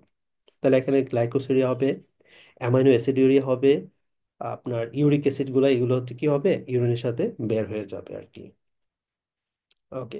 বারটার ডিটেলমেন্ট সুপার ইম্পর্টেন্ট, আপনার কোশ্চেন আসেই। হ্যাঁ, কোশ্চেন আসে। এবার আসেন এডিপিকিডি। হ্যাঁ, autosomal dominant polycystic kidney disease. So super important পেশেন্টের কোশ্চেন এখান থেকে একটা পাবেন এসবিএ। হ্যাঁ, এডিপিকিডি স্যারদের খুবই পছন্দের টপিক আর কি। সো প্রথম হচ্ছে তোমার আপনার autosomal dominant polycystic kidney disease, কথার মধ্যে আছে ডমিনেন্ট, তার মানে এটা ডমিনেন্ট, তবে আরেকটা আছে অটোসোমাল রিসেসিভ কিডনি ডিজিজও কিন্তু আছে। হ্যাঁ। So autosomal dominant polycystic kidney ডিজিজের যেহেতু dominant, so family history positive থাকবে। আরেকটা হচ্ছে এখানে দুইটা টাইপ থাকে, এডিপিকিডি টাইপ 1, এডিপিকিডি টাইপ 2, জিনের মিউটেশন হয়। আর এখানে যে জিন রিলেটেড থাকে সেটা হচ্ছে পলিসিস্টিন 1 এবং পলিসিস্টিন 2 জিন, মানে টাইপ 1 এবং টাইপ 2। সাধারণত টাইপ 1টা আপনার মোস্ট কমন, মানে দুইটার মধ্যে আর কি টাইপ 1টা হচ্ছে মোস্ট কমন। বলা থাকে যে 85% পেশেন্টের টাইপ 1টা হয়, 85% পেশেন্টের ক্ষেত্রে। হ্যাঁ। আর 15% পেশেন্টের ক্ষেত্রে আপনার টাইপ 2টা হয়। তাহলে মোস্ট কমন হচ্ছে টাইপ 1। হ্যাঁ, টাইপ 1টা হচ্ছে মোস্ট কমন। এডিপিকিডি পেশেন্টগুলো সাধারণত আপনার ডায়াগনোসিসের জন্য ইনভেস্টিগেশন করতে হয়। সো একটা হচ্ছে আমার জেনেটিক টেস্ট করতে পারি, আর একটা হচ্ছে স্ক্রিনিং পারপাসে একটা টেস্ট করতে পারি। হ্যাঁ। লাইক মেইনলি হচ্ছে আমরা স্ক্রিনিং পারপাসে যে ইনভেস্টিগেশনটা করি সেটা হচ্ছে আলট্রাসনোগ্রাম করব, সুপার ইম্পর্টেন্ট। হ্যাঁ, আলট্রাসনোগ্রাম। তবে বয়স কত হলে করব, বয়স হচ্ছে 20 বছর যখন হবে, খেয়াল রাখবেন। 20 বছর যখন বয়স হবে তখন হচ্ছে আমি তার আলট্রাসোনোগ্রাম করব, কারণ 20 বছর আগে সাধারণত সিস্টগুলো ডেভেলপ করে না। হ্যাঁ। তাহলে 20 বছর আগে আমি আলট্রাসোনোগ্রাম করলে কোনো রেনাল সিস্ট আমি পাবো না। তাহলে অ্যাটলিস্ট আমার বয়সটা হতে হবে 20 বছর। তাহলে আমি এক্ষেত্রে আমি কি করতে পারি, আমি হচ্ছে আলট্রাসোনোগ্রাম করলে আমি হচ্ছে কিডনিতে সিস্ট পাবো। সিস্ট আরো অনেকগুলো জায়গায় থাকতে পারে, লিভারে থাকতে পারে, স্প্লিনে থাকতে পারে, ওভারিতে থাকতে পারে, সো বিভিন্ন জায়গাতেও সিস্ট থাকতে পারে। হ্যাঁ। যদি লিভারে থাকে তাহলে লিভারটা অল্টার বা বড় থাকবে, লিভার ফাংশনটা অ্যাবনর্মাল হবে। যদি আমার ওভারিতে সিস্ট থাকে তাহলে ওভারির ক্ষেত্রে মেনস্ট্রুয়েশনে প্রবলেম দেখা দিবে, মেনস্ট্রুয়েশনের ইরেগুলারিটি দেখা দিবে আর কি পেশেন্টের। হ্যাঁ। অটোসোমাল ডমিনেন্ট পলিসিস্টিক কিডনি ডিজিজের অনেকগুলো কমপ্লিকেশন ডেভেলপ করে। হ্যাঁ। তার মধ্যে মোস্ট কমন কমপ্লিকেশন আসে পরীক্ষায়, সো হাইপার টেনশন। হ্যাঁ, মোস্ট কমন কমপ্লিকেশন। 2 নম্বর পয়েন্ট হচ্ছে পলিসিস্টিক কিডনি ডিজিজ পেশেন্টগুলোর আমাদের আর্টারিগুলোতে অ্যানিউরিজম ফর্ম করে আর কি, হ্যাঁ। তো এই অ্যানিউরিজম গুলো মেইনলি হতে পারে আমাদের সেরেব্রাল যে বিভিন্ন আর্টারি গুলো থাকে সেইগুলোতে আমার অ্যানিউরিজম হতে পারে। অ্যানিউরিজম গুলো রাপচার হতে পারে। রাপচার হলে সাবঅ্যারাকনোয়েড হ্যামোরেজ এর ফিচার নিয়ে তথা স্ট্রোক লাইক ফিচার নিয়ে আমাদের কাছে কি করতে পারে, প্রেজেন্ট করতে পারে। অ্যাডিপিকিডি পেশেন্টগুলো সাধারণত মানে আমরা যেটা বলি একটা ক্রনিক কিডনি ডিজিজের পেশেন্ট যদি থাকে তাহলে কিডনি সাইজ ছোট হয়। বাট ইন কেস অফ এডিপিকিডি এখানে কিডনি সাইজ হচ্ছে আপনার বড় হয়, হ্যাঁ। সাধারণত সিকিডি পেশেন্টের যে ফিচারটা থাকে এই সেম ফিচারটা হচ্ছে আমি এডিপিকিডিতে পাবো। তবে এখানে সাধারণত অ্যানিমিয়া অনেক সময় ডেভেলপ করে না। সাধারণত এখানে দেখা যায় ইরাথ্রোপয়েটিন সিক্রেশন বাড়ে। সো পেশেন্টের অ্যানিমিয়া নাও থাকতে পারে, হ্যাঁ। কিন্তু আপনার সিকিডির ক্ষেত্রে যে ফিচারগুলো লাইক ক্রিয়েটিনিন লেভেল বেড়ে যায়, ফসফেট যেহেতু সিকিডিতে বের হতে পারে না, সো বডিতে ফসফেট লেভেল বাড়বে। সো যখন একটা সিকিডি ডেভেলপ করবে তাহলে ভিটামিন ডি অ্যাক্টিভেশন হতে পারবে না। তাহলে এখানেও ভিটামিন ডি অ্যাক্টিভেশন হবে না, তার মানে বডিতে আমার ক্যালসিয়াম লেভেল কম থাকবে, প্যারাথাইরয়েড হরমোন লেভেলটা একটু বেশি থাকবে আর কি, হ্যাঁ। সো এই ফিচারগুলো আমি সেম ফিচারগুলো আমি অ্যাডিপিকিডি পেশেন্টের ক্ষেত্রে পাবো, হ্যাঁ, পাবো। তাহলে এটা কিন্তু আমরা খেয়াল রাখবো, এটা অটোসোমাল ডমিনেন্ট পলিসিস্টিন 1 এবং 2 জিন মিউটেশন তথা এডিপিকিটি 1 এবং এডিপিকিটি 2। এটা দুইটা টাইপ থাকে, একটা হচ্ছে 80% বলছে, 80 বা 85, আর একটা হচ্ছে 15% কেস আমরা পেতে পারি। এখানে আপনার ক্লিনিক্যাল ফিচার, হ্যাঁ। সো সিনারিও বেসড আপনার এই ক্লিনিক্যাল ফিচারগুলো দিয়ে আমাদের আসে। সো একটা হচ্ছে আপনার হাইপার টেনশন, এটা হচ্ছে মোস্ট কমন, হ্যাঁ। রেনাল ফেলিওর তো থাকবেই। ইউরিন ট্র্যাক্ট ইনফেকশনের একটা হিস্ট্রি থাকে। আর এটা হচ্ছে হেমাচুরিয়া। এটার ক্ষেত্রে আপনার পয়েন্ট আছে, যেমন কোনো একটা বড় বলে দিবে একটা পেশেন্টের এডিপিকিটির পেশেন্ট, তার এখন হচ্ছে মানে রেনাল অ্যাঙ্গেল টেন্ডারনেস আছে, সাথে হেমাচুরি আছে। সো আপনার ডায়াগনোসিস জানতে যাবে কি, আমার ডায়াগনোসিস হচ্ছে এডিপিকিটি পেশেন্টের যে রেনাল সিস্ট হয় সেগুলো রাপচার হয়ে গেছে, হ্যাঁ। তাহলে সিস্ট রাপচার, তাহলে একটা এডিপিকিটি পেশেন্ট রেনাল অ্যাঙ্গেল টেন্ডারনেস যদি থাকে এবং সাথে হেমাচুরিয়া যদি হয়, তাহলে এটা আমার diagnosis cyst rupture. Next investigation ultrasonogram করবো, হ্যাঁ। আলট্রাসোনোগ্রাম করব, আলট্রাসোনোগ্রাম করব, ওকে। সো পেশেন্ট ইউরিয়া থাকতে পারে, এটা একটা পয়েন্ট, ইউরোটারিক স্টোন হতে পারে, এইগুলো মানে ব্যাক ইনফরমেশন আর কি, হ্যাঁ। তাহলে আলট্রাসোনোগ্রাম করতে হবে যদি সিস্ট রাপচার থাকে, ওকে। তাহলে এটা হচ্ছে আমাদের ডমিনেন্ট রিলেটেড। আরটা হচ্ছে বলছিলাম আমি যে দুইটা টাইপ, আরটা হচ্ছে অটোসোমাল রিসেসিভ।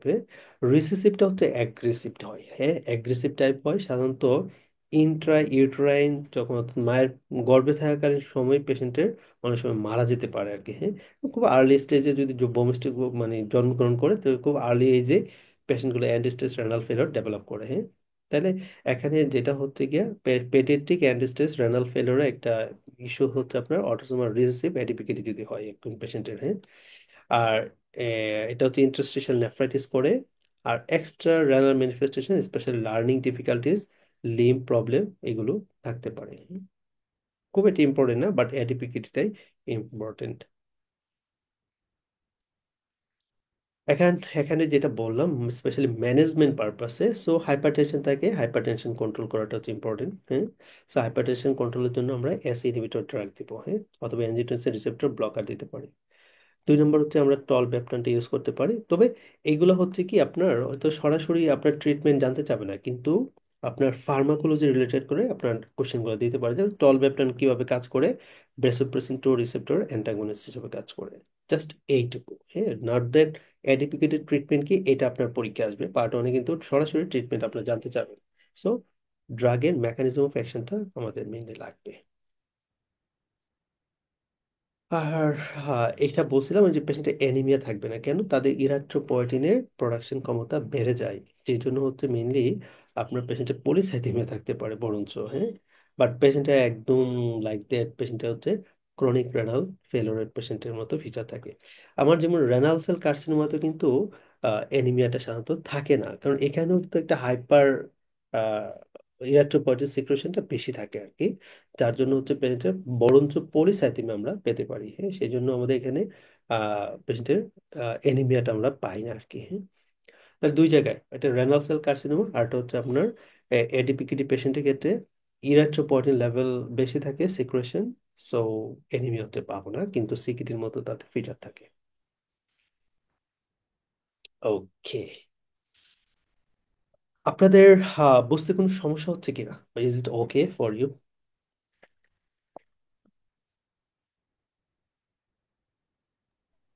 জি হ্যাঁ, বুঝতে পারছি। ফাইন। মেইনলি হচ্ছে আমি সিনারিও বেসড করে একটু ডিসকাশন করে দিচ্ছি, হ্যাঁ। খুবই ইফেক্টিভ হবে হোপ দ্যাট পরীক্ষায়। এর মধ্যে যদি কোনো কোশ্চেন থাকে একটু বলবেন, হ্যাঁ, সমস্যা নেই। এবার আসেন রেনাল আর্টারি স্টেনোসিস, হ্যাঁ। রেনাল আর্টারি স্টেনোসিসের আমার দুইটা জিনিস খেয়াল রাখবো, একটা হচ্ছে ফাইব্রোমাস্কুলার ডিসপ্লাসিয়া, আরটা হচ্ছে রেনাল আর্টারি স্টেনোসিস। সো আমার যে পয়েন্টটা খেয়াল রাখা দরকার সেটা হচ্ছে, যদি পেশেন্টটা ফিমেল পেশেন্ট হয় এবং বয়স যদি তার 40-এর কম থাকে, হ্যাঁ, খেয়াল রাখবেন ফিমেল পেশেন্ট, বয়স যদি 40-এর পেশেন্ট কম হয়, তাহলে মোস্ট লাইকলি আমার ডায়াগনোসটা ফাইব্রোমাস্কুলার ডিসপ্লাসিয়া, ওইটাও একটা one kind of renal artery stenosis. আর যদি বয়সটা বেশি থাকে, লাইক আপনার 50, 60 বা 65 তার বেশি থাকে, হুম, তখন আমার ডায়াগনোসিস রেনাল আর্টারি স্টেনোসিস। সাধারণত রেনাল আর্টারি স্টেনোসিসটা অ্যাথেরোস্ক্লেরোসিস হয়ে হয় আর কি। তো অ্যাথেরোস্ক্লেরোসিস যেহেতু হয়ে হয়, সো ওল্ড এজের পেশেন্টের তো অ্যাথেরোস্ক্লেরোসিসটা বেশি হয়, হ্যাঁ, সেই জন্য হচ্ছে আমার ওল্ড এজের পেশেন্টের ক্ষেত্রে রেনাল আর্টারি স্টেনোসিস বলবো। আর 40 বছর কম যারা পেশেন্ট থাকবে, ফিমেল পেশেন্ট যারা হবে, তাদের ক্ষেত্রে ফাইব্রোমাস্কুলার ডিসপ্লাসিয়া বলবো। তো এখানে আমরা প্রথম ক্লাসটাতে, মানে প্রথম যে পার্টটা ওইখানে ডিসকাস করছিলাম যে রেনিন এনজিওটেনসিল অ্যালডোস্টেরন সিস্টেমটা কিভাবে অ্যাক্টিভেট হয়। জাস্ট আমি একটু ওভারভিউ ধারণা দিচ্ছি, আপনার ওই ক্লাসটাতে পেয়ে যাবেন ওইটা। তো ওইটা ছিল যদি কোনো কারণে দেন রেনাল আর্টারি স্ট্যানোসিস, তাই না? তাহলে কিডনিতে ব্লাড কম যাবে। কিডনিতে যখন ব্লাড কম যাবে তখন আমাদের যে জাক্সট্রা গ্লোমেরুলার যে সেল থাকে, জেসি সেল, সেখান থেকে আপনার রেনিন রিলিজ হওয়া শুরু করবে।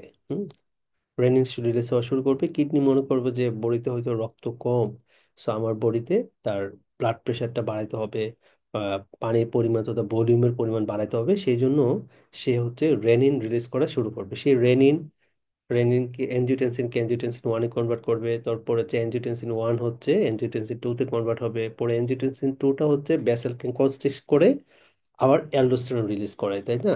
এই অ্যালডোস্টেরনটা হচ্ছে আমার মানে নেফ্রনে যাবে, নেফ্রনে গিয়ে সোডিয়াম এবং ওয়াটার রিটেনশন করবে, ফলে বডিতে আমার কি হবে, হাইপার টেনশন ডেভেলপ করবে, হ্যাঁ।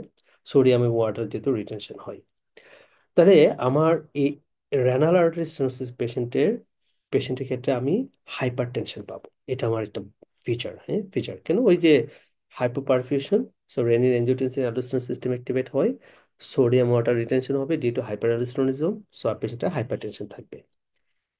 তাহলে একটা ওল্ড এজের পেশেন্ট হাইপার টেনশন আছে, সো এই হাইপার টেনশনটা আপনি 3টে অ্যান্টি হাইপারটেনসিভ ড্রাগ দিয়ে কন্ট্রোল করা যাবে না। রেজিস্ট্যান্ট হাইপার টেনশন কন্ট্রোল হয় না, যেহেতু রেনিন অ্যাঞ্জিওটেনসিন অ্যালডোস্টেরন সিস্টেমের জন্য এটা অনবরতই রেনিন রিলিজ করতেছে due to renal artery stenosis, due to hypoperfusion of the kidney. এখন তাহলে আমি ডায়াগনোসিসে কি ফিচার থাকবে? ফিচার 1 নম্বর তো হাইপারটেনশন বললাম, কিন্তু এইটা নিয়ে পেশেন্টটা প্রেজেন্ট করবে কি নিয়ে?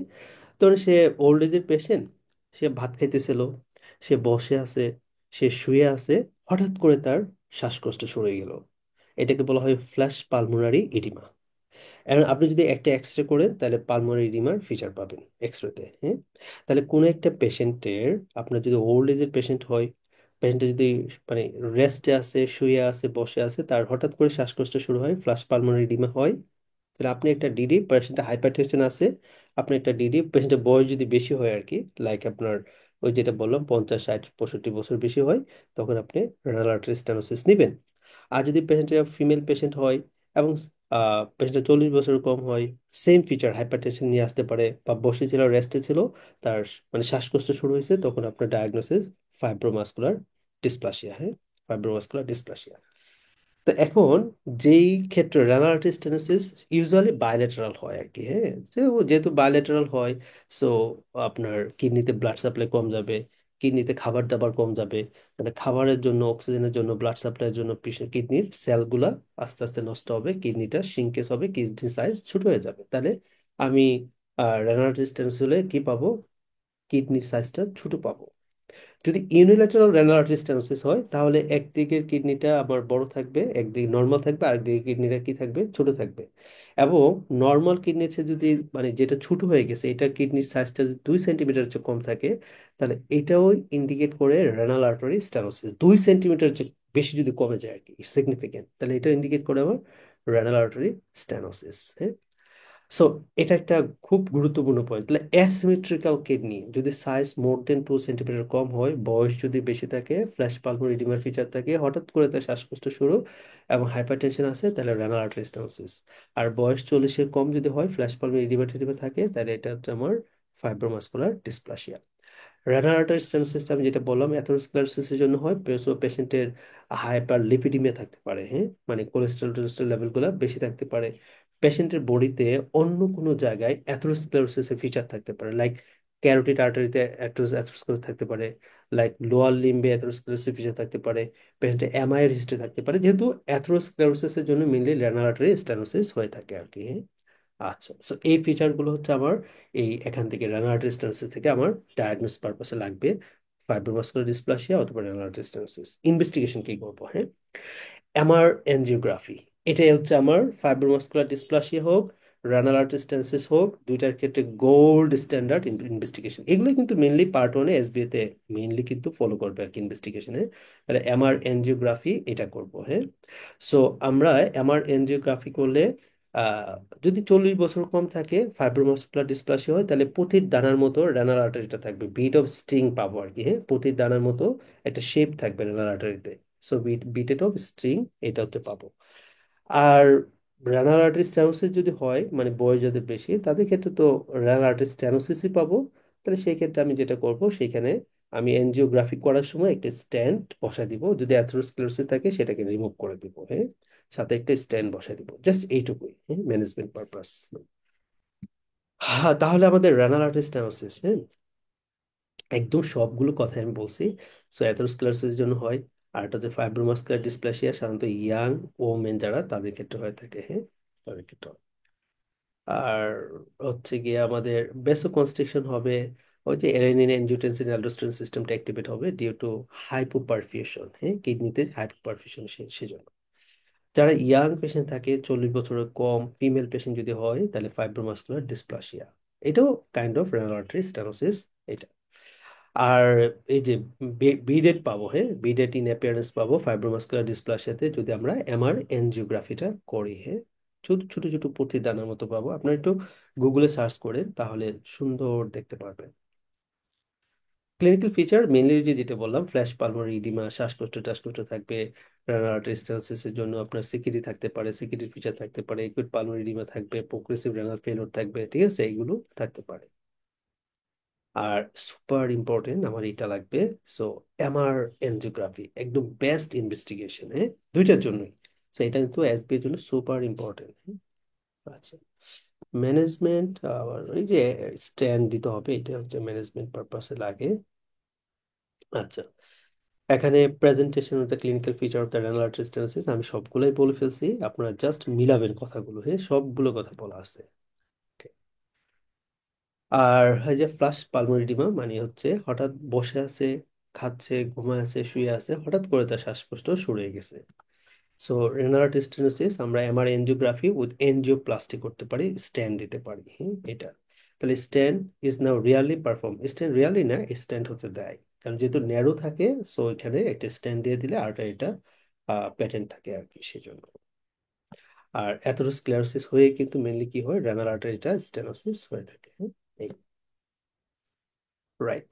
সো এবার আসলে আমার পরবর্তী টপিক যেটা অ্যাকিউট রেনাল ইনফ্রাকশন, হ্যাঁ। এরপরে যেটা আছে এটা খুব ইম্পর্টেন্ট না, তো লাগবে না। ওকে, নেক্সট হচ্ছে ট্রমোটিক মাইক্রোএনজিওপ্যাথিস, হ্যাঁ। সুপার ইম্পর্টেন্ট দুইটা টপিক এখানে ওদের। একটা হচ্ছে হেমোলাইটিক ইউরেমিক সিনড্রোম, আর একটা হচ্ছে থ্রম্বোটিক থ্রম্বোসাইটোপেনিক পারপোরা, পরীক্ষা আসবে, দুইটা থেকে কোশ্চেন আসে সাধারণত। সো এই দুইটার ক্ষেত্রে এখানে দেখেন একটা কথা আছে, মাইক্রো এনজিওপ্যাথি, হ্যাঁ, কেন বলে সাধারণত থ্রম্বোটিক থ্রম্বোসাইটোপেনিক পারপোরা এবং হেমোলাইটিক ইউরেমিক সিনড্রোম দুইটার ক্ষেত্রে দেখা যায় আপনার ভেসেল ব্যাসেল রিলেটেড করে হেমোলাইসিস হয়, সেই জন্য এটাকে মাইক্রো এনজিওপ্যাথিক এনজিওপ্যাথিক ডিজিজের আন্ডারে রাখা হয় আর কি, হ্যাঁ। তাহলে মাইক্রো এনজিওপ্যাথিক হেমোলাইটিক অ্যানিমিয়ার ফিচার পাবো, অর্থাৎ হেমোলাইটিক অ্যানিমিয়ার ফিচার পাবো। আর যেহেতু ব্যাসেল রিলেটেড হেমোলাইসিসটা হয়, সেই জন্য এখানে মেনলি মাইক্রো এনজিওপ্যাথিক হেমোলাইসিস নিবে বলে। তো এখন আসেন দুইটার ক্ষেত্রে কি কন্ডিশনটা হয়, যেমন হেমোলাইটিক ইউরেমিক সিনড্রোম অথবা থ্রম্বোটিক থ্রম্বোসাইটোপেনিক পারপোরা পেশেন্টগুলো সাধারণত একটা ডায়রিয়ার হিস্ট্রি দিবে, হ্যাঁ। ডায়রিয়া হয়েছে এই একটা হিস্ট্রির কথা বলবে।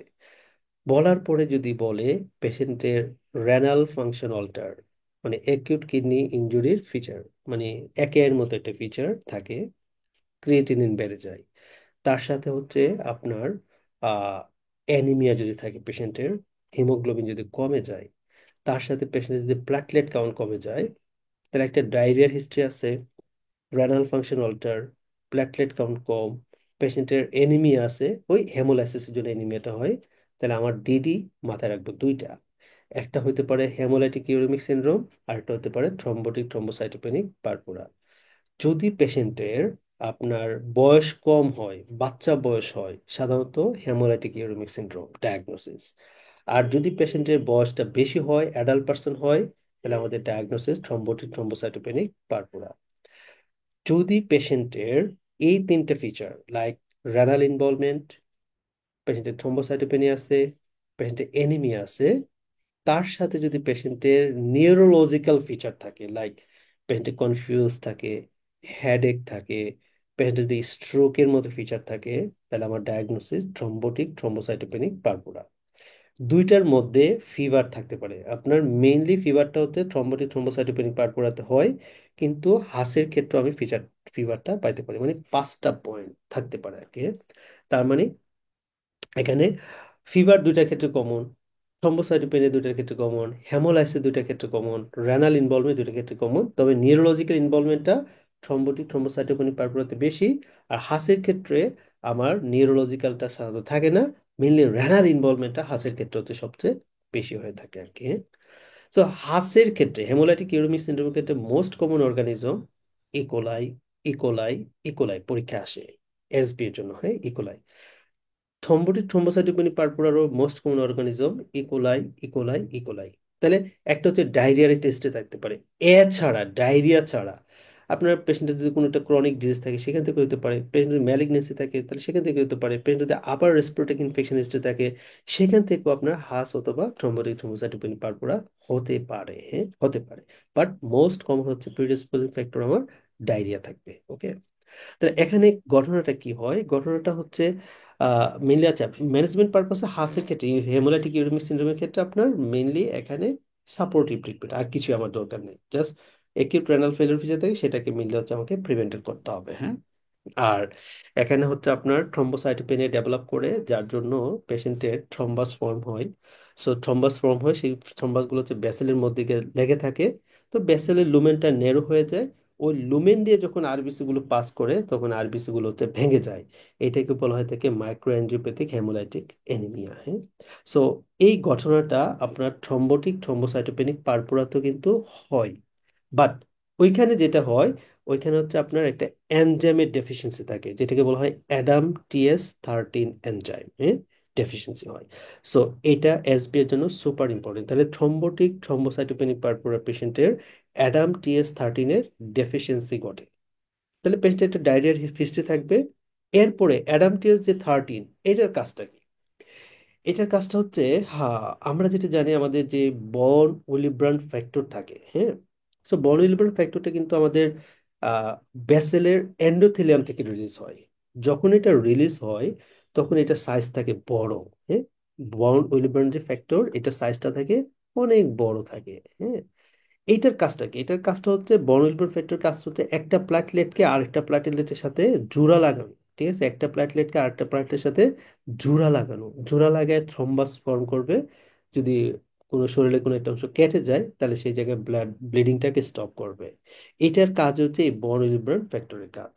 সে যত বড় থাকবে তার শক্তি তত বেশি হবে, সে তত বেশি পরিমাণে প্লাটলেট একটার সাথে আরেকটাকে জোড়া লাগাইতে পারে, হ্যাঁ, জোড়া লাগাইতে পারে।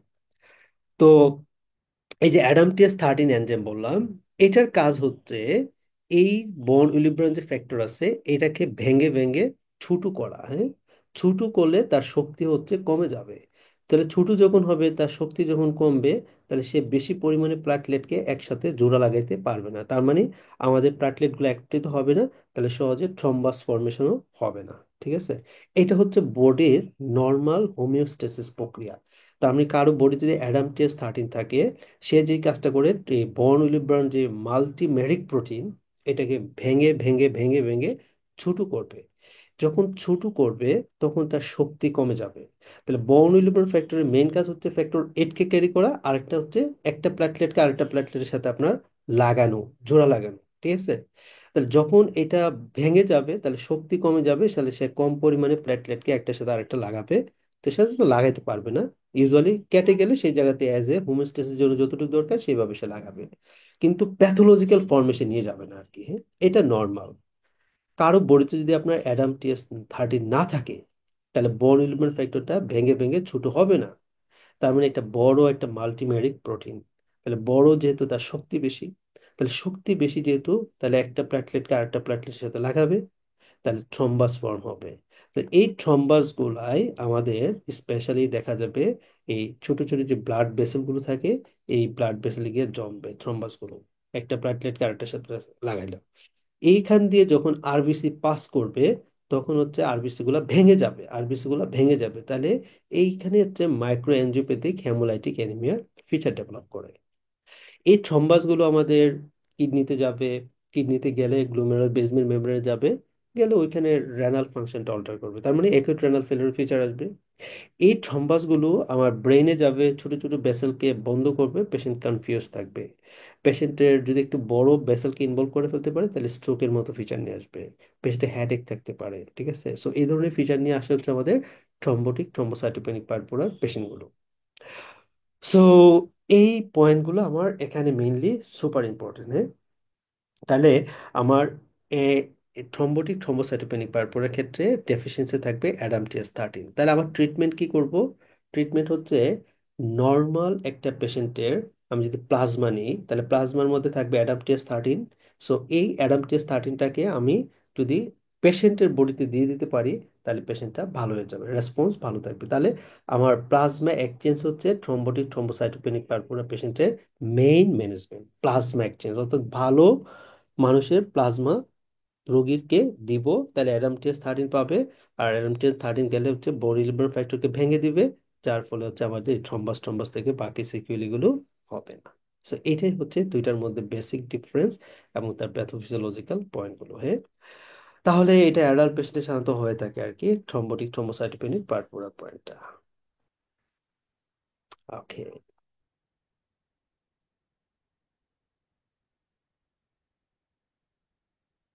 আচ্ছা, মাইক্রো এনজিওপ্যাথিক হেমোলাইটিক যেটা আমি বললাম এটাই। তাহলে এখানে দুইটাতে কিন্তু হেমোলাইসিসের ফিচার পাবো। হ্যাঁ, তার মানে হাসের ক্ষেত্রে পাবো, থ্রম্বোটিক থ্রম্বোসাইটোপেনিক পারপুরার ক্ষেত্রে পাবো। হ্যাঁ, হেমোলাইসিস বলতে কি বোঝায়? ওই যে আপনার সিস্টোসাইট একান্তোসাইট এগুলো পাবো। পেশেন্টের হচ্ছে বিলিরুবিন বাড়বে। মোস্ট ইম্পর্টেন্টলি হ্যাপ্টোগ্লোবিনের পরিমাণ হচ্ছে কমবে। হ্যাঁ, এটা একটু খেয়াল রাখবো আমরা। আনকনজুগেটেড হাইপার বিলিরুবিনিমিয়া হবে, এলডিএস এর পরিমাণ বাড়বে। হ্যাঁ, রেটিকুলোসাইটোসিস হবে, যেহেতু পেরিফেরাল ব্লাডে হচ্ছে আমাদের সেলের পরিমাণ কমে যাচ্ছে, সেই জন্য ভোন মেরু থেকে তাড়াতাড়ি সেলগুলো পেরিফেরিতে চলে আসবে। হ্যাঁ, আচ্ছা, যেটা আমি বললাম, হেমোলাইটিক ইউরেমিক সিন্ড্রোমে স্পেশালি আমার ইকোলাই দিয়ে হয়। ইকোলাই কত, এইটা আমার কিন্তু এসবি এর জন্য লাগবে। হ্যাঁ, 01578 ওকে। আর থ্রম্বোটিক থ্রম্বোসাইটোপেনিক পারপুরা যেটা, এটার জন্য অ্যাডামটিয়াস 13 অ্যাক্টিভিটি হচ্ছে কমে যাবে, ডেফিসিয়েন্সি থাকবে। এই দুইটা কিন্তু সুপার ইম্পর্টেন্ট এসবি এর জন্য। হ্যাঁ, আর থ্রম্বোটিক থ্রম্বোসাইটোপেনিক পারপুরার মেইন ট্রিটমেন্ট হচ্ছে প্লাজমা এক্সচেঞ্জ করলে পেশেন্টকে আমরা অ্যাডামটিয়াস 13টা দিতে পারবো। হ্যাঁ, আর এখানে হচ্ছে ইপোলোজিমাব বা ইয়ের ক্ষেত্রে আর কি, আমরা হাঁসের ক্ষেত্রে মানে মেনলি হচ্ছে সাপোর্টিভ ট্রিটমেন্টে মেনলি লাগে। আর যদি খুব সিভিয়ার হয় সেক্ষেত্রে হচ্ছে আমরা এইগুলোতে যাইতে পারি, বাট সাপোর্টিভ ট্রিটমেন্ট হচ্ছে মেনলি লাগবে। সো এই জায়গাটার একটা পয়েন্ট, ইকোলোজিমাব একটা বায়োলজিক, সো এটা কিভাবে কাজ করে, কাকে ইনহিবিট করে?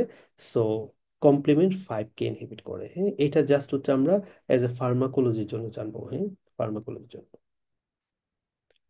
আচ্ছা, সো এই জায়গাতে আমাদের হেমোলাইটিক ইউরেমিক সিনড্রোম।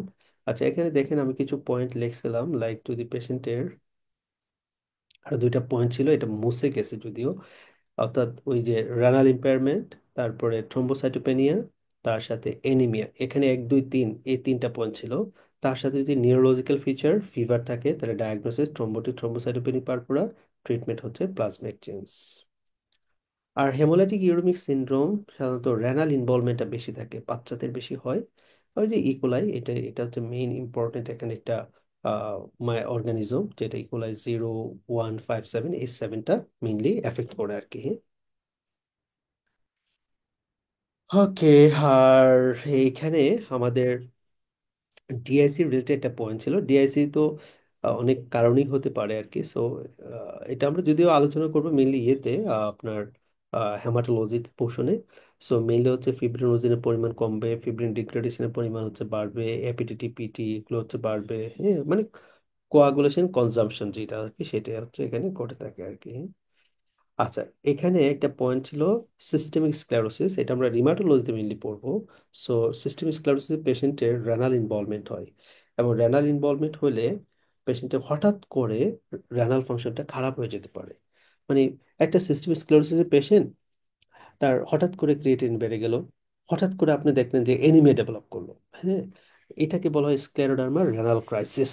হ্যাঁ, তাহলে সিস্টেমিক স্ক্লেরোসিসের পেশেন্ট, এই সিস্টেমিক স্ক্লেরোসিসের পেশেন্ট যদি হঠাৎ করে রেনাল ফাংশনটা খারাপ হয়ে যায় এবং পেশেন্টের যদি হেমোলাইটিক অ্যানিমিয়ার ফিচার থাকে, তাহলে এটা ডায়াগনোসিস স্ক্লেরোডার্মা রেনাল ক্রাইসিস।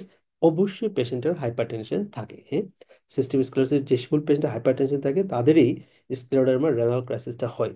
সেই হাইপার টেনশনটাকে কন্ট্রোল করা হচ্ছে আমার মেইন কাজ। সো এখানে মেইনলি হচ্ছে অ্যাসি ইনহিবিটর দিয়ে ট্রিটমেন্টটা করানো হয় আর কি, to prevent the scleroderma renal crisis. ACE ইনহিবিটরটা হচ্ছে মেইনলি হচ্ছে আমরা দিয়ে থাকি। জাস্ট এইটুকু আমরা একটু খেয়াল রাখবো, এখান থেকে আর দরকার নাই। আচ্ছা, সিএনএস ইনভলভমেন্টটা বেশি থাকে, থ্রম্বোটিক থ্রম্বোসাইটোপেনি পারপুরা বলে ফেলছি। অ্যাডামটিএস 13 এনজাইমটার ডেফিসিয়েন্সি থাকে, সুপার সুপার ইম্পর্টেন্ট। হ্যাঁ, আচ্ছা, ওকে। এবার আসেন আমাদের পরবর্তী যে পয়েন্টটা, সেটা হচ্ছে কোলেস্টেরল এম্বোলাই। হ্যাঁ, কোলেস্টেরল এম্বোলাই, এটার ক্ষেত্রে খেয়াল রাখবেন কোন একটা প্রসিডিওর যদি করে। হ্যাঁ, আমরা তো বডিতে অনেক সময় এনজিওগ্রাম করি, তারপরে অপারেশন করি, অথবা ধরুন পেশেন্টের যদি একটা ক্লোজ ফ্র্যাকচার হয়, হ্যাঁ, রোড ট্রাফিক অ্যাক্সিডেন্ট থেকে তার ক্লোজ ফ্র্যাকচার হয়েছে। সো ওই পেশেন্টের ক্ষেত্রে, হ্যাঁ, ওই পেশেন্টের ক্ষেত্রে যদি আপনি দেখেন যে বডিতে র্যাশ আছে, হ্যাঁ, অনেকটা লিবিডো রেটিকুলারিস টাইপের একটা র্যাশ পাওয়া যায়, র্যাশ আছে, রেনাল ফাংশনটা খারাপ, মানে অ্যাকিউট রেনাল ফেলিওরের ফিচার আছে, তার সাথে ইসোনিফিল কাউন্টের পরিমাণ বেড়ে গেছে। ঠিক আছে, ইসোনিফিল কাউন্টের পরিমাণ বেড়ে গেছে, তাহলে আপনি একটা ডিডি নিবেন। এটা মোস্ট লাইকলি কোলেস্টেরল এম্বোলাই। সো আমরা কিন্তু অ্যাকিউট ইন্টারস্টিশিয়াল নেফ্রাইটিসের সাথে কিন্তু এটার জন্য আমরা একটু প্যাচ না লাগে। অ্যাকিউট ইন্টারস্টিশিয়াল নেফ্রাইটিসের প্রিডিসপোজিং ফ্যাক্টর থেকে মেইনলি বিভিন্ন ধরনের ওষুধগুলো, হ্যাঁ, ড্রাগগুলো, ড্রাগের জন্য মেইনলি হয়। ওইখানে ইসোনোফিল থাকে, ইসোনোফিল ইউরিয়া হয়। বাট এখানে যেটা হবে, আপনার পেশেন্টের কোনো একটা, ধরুন এনজিওগ্রাম করছে, এনজিওগ্রাম করতে গেছে, তাহলে এনজিওগ্রাম কাদের করি আমরা ইউজুয়ালি, যাদের হচ্ছে আপনার অ্যাথেরোস্ক্লেরোসিস থাকে, বা আমাদের যদি অ্যাঞ্জিনার টাইপ ফিচার থাকে, ইসকেমিক ইভেন্ট থাকে, তো তার ক্ষেত্রে করি। অথবা যদি ক্লোজ ফ্র্যাকচার হয় তাহলে ওখান থেকে ফ্যাটটা রাপচার হতে পারে, কোলেস্ট্রলটা রাপচার হতে, মানে রাপচার হয়ে একটু ছিঁড়ে যেতে পারে, তাহলে অন্য জায়গায় এম্বোলাইজেশন হতে পারে আর কি। এগুলা কিডনিতে গিয়ে এম্বোলাইজেশন হতে পারে, তাহলে এই ধরনের ফিচারগুলো থাকবে। তাহলে কোলেস্ট্রল এম্বোলায়ের একটা এনজিওগ্রামের হিস্ট্রি দিবে, ক্লোজ ফ্র্যাকচার হিস্ট্রি দিবে, বা কোনো একটা প্রসিডিওর, কোনো একটা অপারেশন করা হয়েছিল এই ধরনের হিস্ট্রি দিবে। তারপরে যদি দেখেন রেনাল ফাংশন খারাপ, পারপোরিক রেস্ট যদি থাকে পেশেন্টের, হ্যাঁ, অথবা কোনো ইসকেমিক ইভেন্ট যদি পান আপনি, পেরিফেরাল কোনো ইসকেমিক ইভেন্ট যদি পান, তাহলে আপনি মোটামুটি অ্যাকিউট রেনাল ফেলিওর ভিতরে থাকলে কোলেস্ট্রল এম্বোলাই চিন্তা করবেন। ইসোনোফিল কাউন্টটা এখানে আমরা বেশি পাবো, নাথিং এলস, জাস্ট এইটুকু হচ্ছে এর ডায়াগনোসিস পারপাসটা বা সিনারিও বেসড যে পয়েন্ট সেটা। তাহলে হ্যামাথুরিয়া, প্রোটিনুরিয়া, ইসোনোফিলিয়া এগুলো থাকবে। এটা কাইন্ড অফ একটা ভাস্কুলাইটিসের জন্য হয়। অ্যাথেরোমাটাস প্ল্যাক থাকবে, ওই যে আমরা এনজিওগ্রাম করি, তাই না, তখন হচ্ছে ওই এনজিওগ্রাম করার সময় একটু গুঁতা দিয়ে হচ্ছে যে অ্যাথেরোস্ক্লেরোসিস যে প্ল্যাক আছে সেটা থেকে একটু একটু অ্যাম্বল, মানে একটু অংশ হচ্ছে ওইখান থেকে ডিসলোজ করে ফেলাম, তাহলে ওইটা বিভিন্ন জায়গায় গিয়ে অ্যাম্বোলাইজেশন হবে, তখন কোলেস্ট্রল এম্বোলিজমের ফিচারটা পাবো আর কি।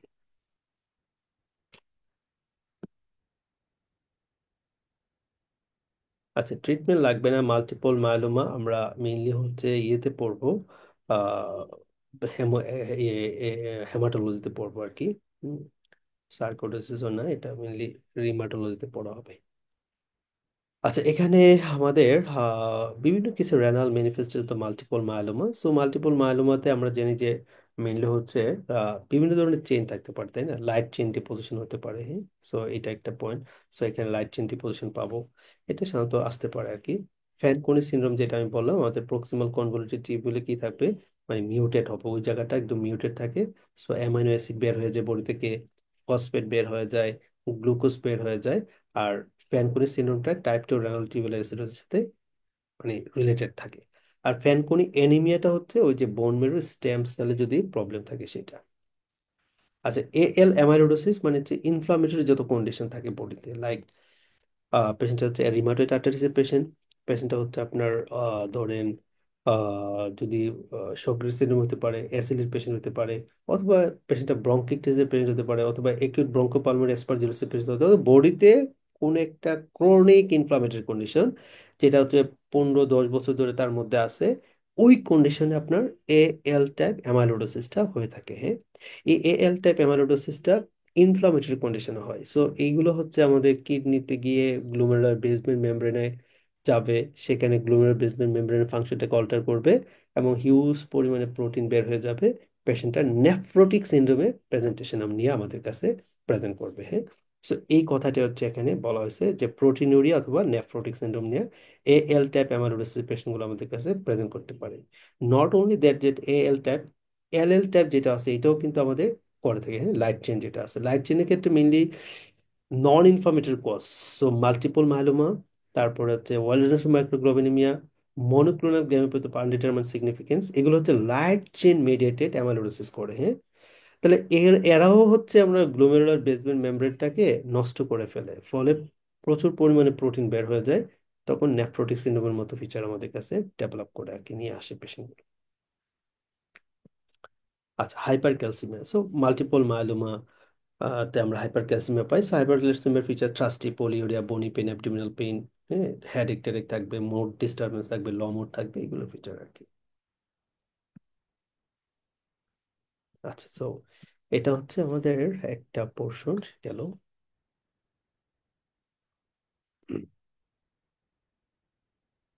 আচ্ছা, এখানে একটা পার্ট আছে ডায়াবেটিক নেফ্রোপ্যাথি, হ্যাঁ। এটা সিম্পল হচ্ছে ডায়াবেটিকের হিস্ট্রি থাকবে। সো আমরা বুঝতেই পারতেছি ডায়াবেটিক পেশেন্ট হতে হবে। তো যদি ডায়াবেটিক পেশেন্টের আপনার প্রোটিন বের হয়ে যায়, এমনি তো প্রোটিন তাদের যায়, যদি ম্যাসিভ প্রোটিনুরিয়া হয়, নেফ্রোটিক রেঞ্জে যায়, তখনই তো মেইনলি হচ্ছে ইডিমা টিডিমা এগুলো হচ্ছে আসে। ফার্স্ট মোস্ট ইম্পর্টেন্ট পয়েন্ট হচ্ছে ডায়াবেটিক নেফ্রোপ্যাথি পেশেন্টগুলোর কিডনি সাইজ নর্মাল থাকে, CKD but kidney size normal থাকে।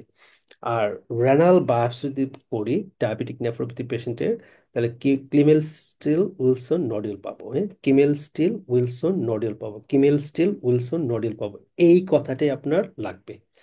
সো আপনারা অবশ্যই গুগল থেকে একটু সার্চ দিয়ে একটু দেখবেন যে কিমেল স্টিল উইলসন নডিউলটা কীরকম। সো ডায়াবেটিক নেফ্রোপ্যাথির পেশেন্টের রেনাল বায়োপসি যদি করি তাহলে কিমেল স্টিল উইলসন নডিউল পাবো। আর এই পেশেন্টগুলো নেফ্রোটিক সিন্ড্রোমের মতো ফিচার নিয়ে আমাদের কাছে মেইনলি প্রেজেন্ট করে। ওই কিমেল স্টিল উইলসন নডিউলটা আমার এসবি এর জন্য সুপার ইম্পর্টেন্ট এখানে।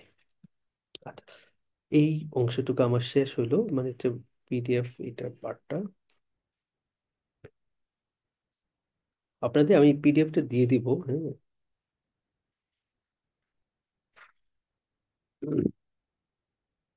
আচ্ছা, কোনো কোশ্চেন আছে কিনা কারো? এনিওয়ান?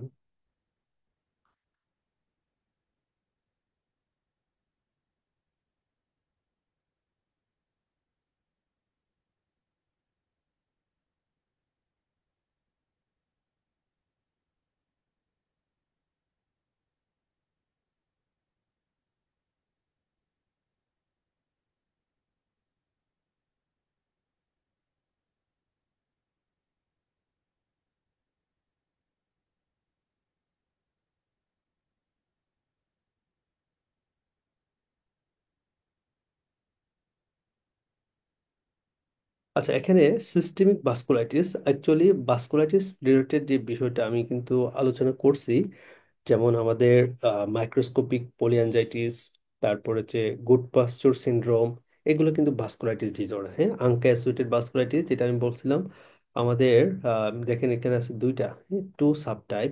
একটা হচ্ছে মাইক্রোস্কোপিক পলিঅ্যাঞ্জাইটিস, আর একটা হচ্ছে গ্রানুলোমাটোসিস উইথ পলিঅ্যাঞ্জাইটিস। সো যেটা আমি বলছিলাম যে স্পেশালি আমাদের মাইক্রোস্কোপিক পলিঅ্যাঞ্জাইটিস যেটা, এটার ক্ষেত্রে পেশেন্টটার রেনাল ইনভলভমেন্টটা বেশি থাকে। পেশেন্টের হচ্ছে হেমোপটাইসিস নিয়ে, হেমাচুরিয়া নিয়ে পেশেন্ট আসতে পারে। ভাস্কুলাইটিস অল ফিচার থাকবে। পিয়াঙ্কা মেইনলি পজিটিভ থাকে, কিন্তু আপার রেসপিরেটরি ইনভলভমেন্টটা থাকে না। ওই যে নেজাল ক্রাস্টিং, স্যাডেল নোজ, সাইনোসাইটিস, এপিস্টেক্সিস, এগুলো থাকবে না। কিন্তু এই গ্রানুলোমাটোসিস পলিঅ্যাঞ্জাইটিসের ক্ষেত্রে কিন্তু আপনার আপার রেসপিরেটরি ইনভলভমেন্ট থাকবে, অর্থাৎ হেমোপটাইসিস, হেমাচুরিয়া থাকবে, ভাস্কুলাইটিস ফিচার থাকবে, বাট তাদের হচ্ছে নেজাল ক্রাস্টিং, স্যাডেল নোজ, এপিস্টেক্সিস, সাইনোসাইটিস, এই জিনিসগুলো হচ্ছে থাকবে। আর এটা হচ্ছে মেইনলি হচ্ছে সিয়াঙ্কা, মোর দেন 90% কেস হচ্ছে সিয়াঙ্কা পজিটিভ। আর মাইক্রোস্কোপ পলিঅ্যাঞ্জাইটিসে কিন্তু মেইনলি হচ্ছে পিয়াঙ্কাটা পজিটিভ থাকে, হ্যাঁ, বাট সিয়াঙ্কা থাকে কিন্তু সিয়াঙ্কার পরিমাণটা হচ্ছে কম। আর জিপি এর ক্ষেত্রে আপনার পিয়াঙ্কা পজিটিভ থাকে, বাট পিয়াঙ্কার পরিমাণ খুবই কম। জাস্ট এইটুকু আমার এখান থেকে এসবি এর জন্য দরকার।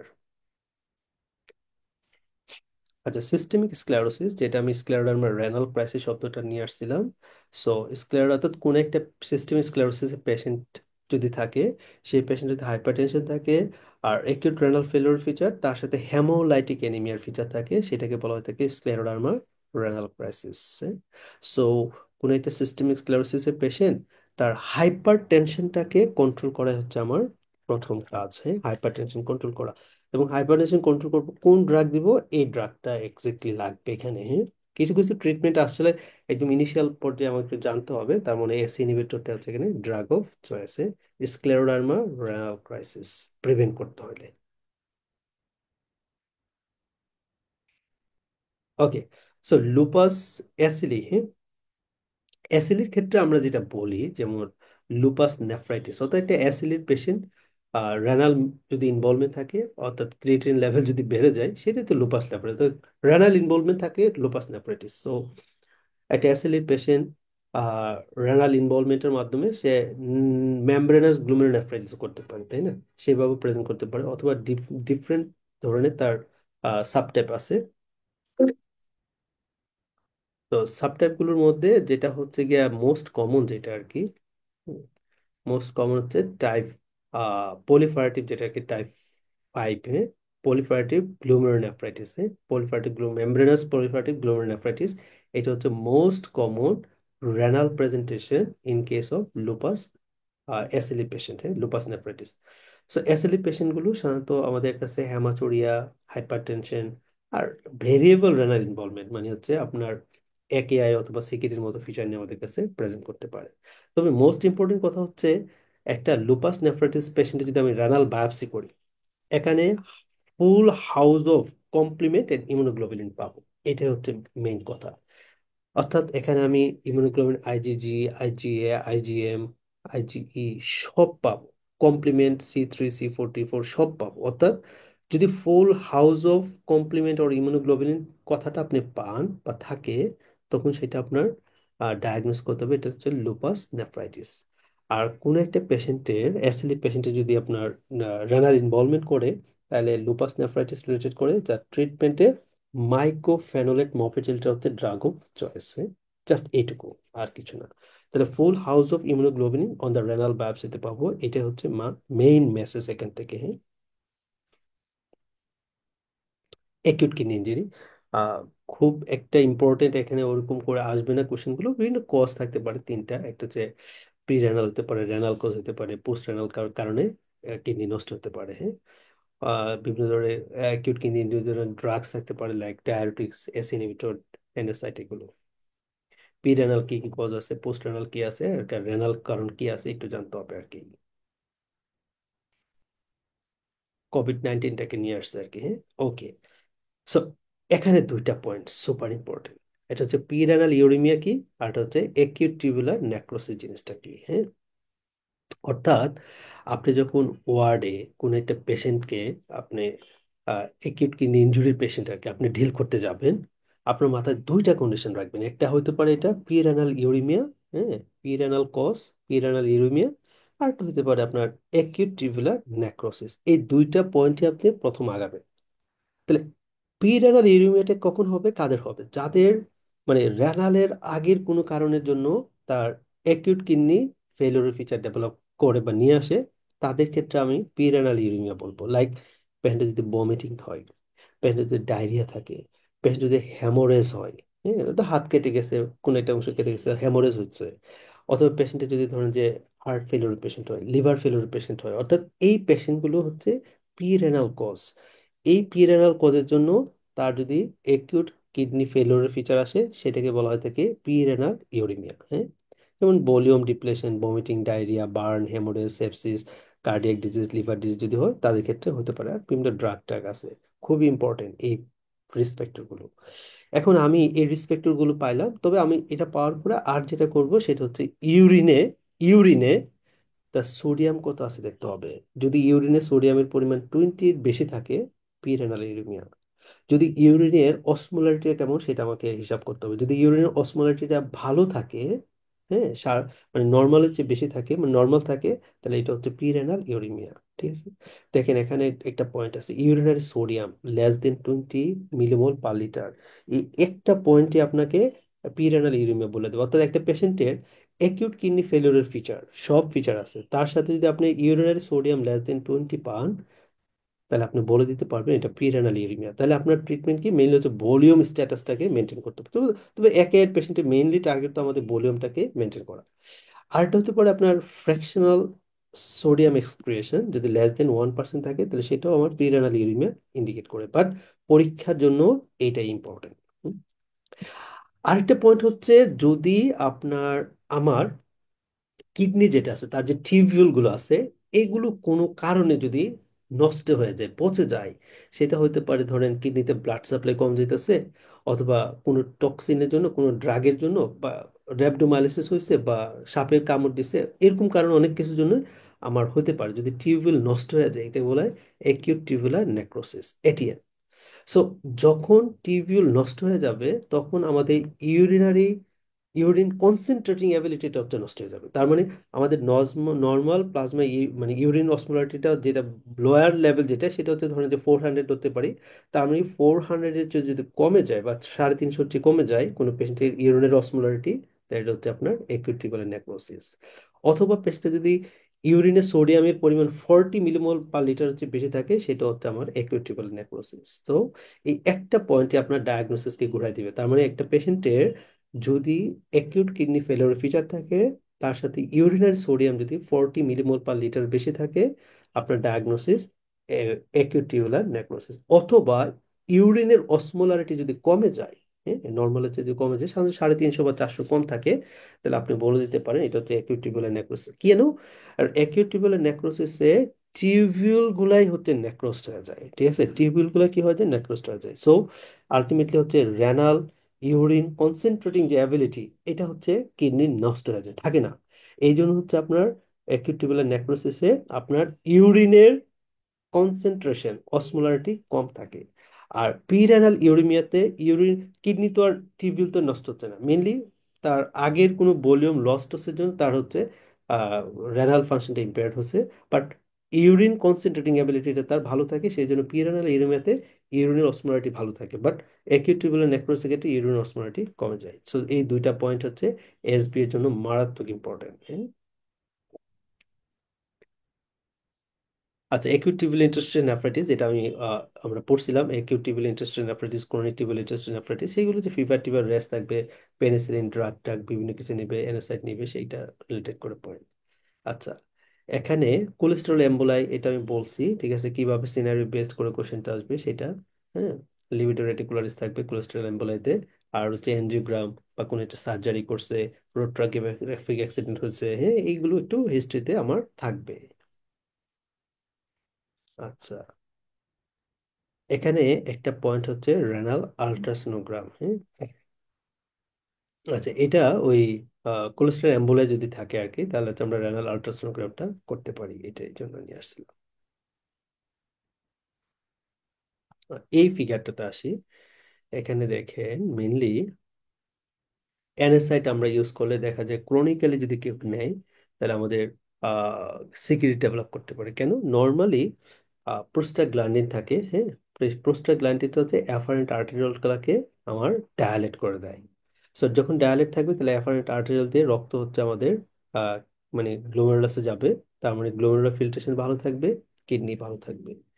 যদি কোনো কারণে প্রোস্টাগ্ল্যান্ডিন সিনথেসিসটা বন্ধ হয়ে যায়, লাইক যদি পেশেন্টটা অ্যানাসাইড খায়, তার প্রোস্টাগ্ল্যান্ডিন সিনথেসিস সেটাকে নষ্ট করে দেবে। তাহলে এফারেন্ট আর্টেরিয়াল ডায়ালেট হতে পারবে না, গ্লোমেরুলাসে ব্লাড যাবে না, তাহলে একটা ক্রনিক ইসকেমিক একটা ইনসাল্টে পড়বে। সো আস্তে আস্তে আস্তে এটা সিকিডির মতো ফিচার ডেভেলপ করবে আর কি, হ্যাঁ? তাহলে এটা হচ্ছে আমার এখানে অ্যানাসাইড প্রোস্টাগ্ল্যান্ডকে ইনহিবিট করে, তার মাধ্যমে সে হচ্ছে তার প্যাথোজেনেসিসটা করে থাকে এখানে। আর এস ইনহিবিটর অথবা এআরবি এটা কোথায় কাজ করে? ইফারেন্ট আর্টারিওলে কাজ করে, হ্যাঁ। নর্মাল কি করে? এনজিওটেনসিন টু বেসো কনস্ট্রিকশন করে এই ইফারেন্ট আর্টারিওলকে কনস্ট্রিক্ট করলে, তখন এদিক দিয়ে ব্লাডটা বের হবে কম, ফলে গ্লোমেরুলার ফিল্ট্রেশন বেশি হবে আর কি। অ্যাকিউট কিডনি ফেলিওরের পেশেন্ট যদি থাকে, সো আমাদের মেইন টার্গেট থাকে আহ মানে একদিকে হচ্ছে তাকে ডায়াবেটিস দেওয়া, তাই না? সো মেইনলি হচ্ছে আমাদের ফুরোসেমাইড দিয়ে লোভ ডায়াবেটিস দিয়ে, এটা একটু খেয়াল রাখবো। আরটা হচ্ছে হাইপার ক্যালিমিয়ার ম্যানেজমেন্ট, হ্যাঁ। দেখেন পটাশিয়াম যদি 6.5-এর বেশি যায় তখনই হচ্ছে হাইপার ক্যালসিয়ামের ম্যানেজমেন্ট আমরা যাব। এর আগে সাধারণত আর যায় না, হ্যাঁ। তাহলে প্রথম স্টেপে যেটা দিব সেটা হচ্ছে calcium gluconate, hyper calcaemia.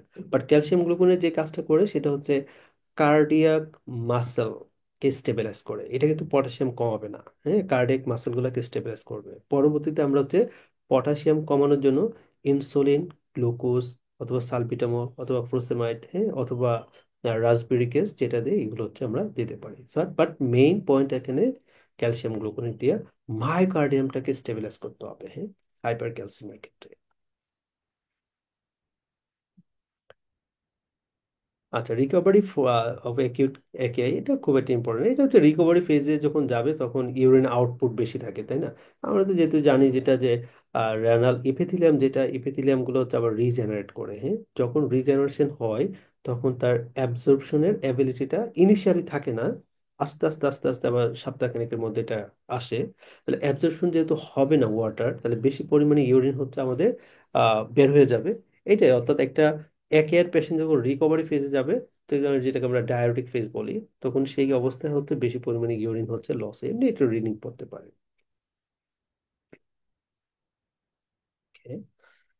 So chronic kidney disease, হ্যাঁ। সো ক্রনিক কিডনি ডিজিজের ক্ষেত্রে আমরা দেখে আর কয়টা পেজ আছে এই পিডিএফটাতে।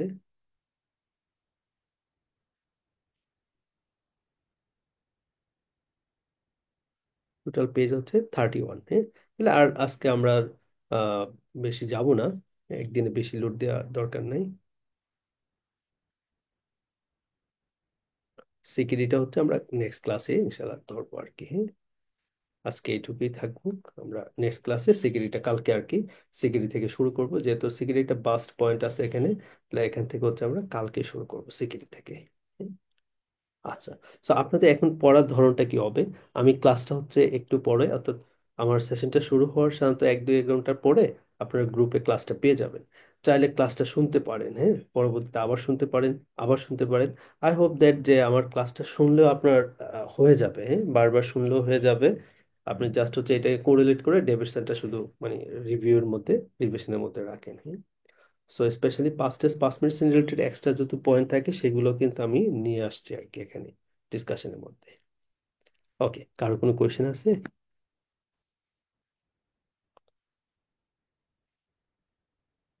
এখন মেইনলি আপনারা ডেভিশনটাই পড়বেন, হ্যাঁ, যে সময়টা আছে। এসবি বুক হিসাবে আগে অনেকে পাস্ট মেডিসিন পড়ছেন। সো পাস্ট মেডিসিন পড়ছেন এখন, ওটাও একটু দেখতে পারেন। বাট আই হোপ দ্যাট আমার ক্লাসটা যদি ফলো করেন তাহলে সিনারিও বেসড করে একদম ছোট ছোট করে সেগুলো পেয়ে যাবেন আর কি, হ্যাঁ।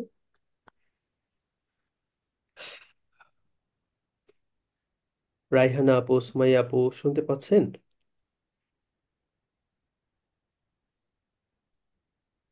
বন্ধু রাব্বি? জি। হ্যাঁ, কোনো কোশ্চেন কারো? না ভাইয়া। ওকে।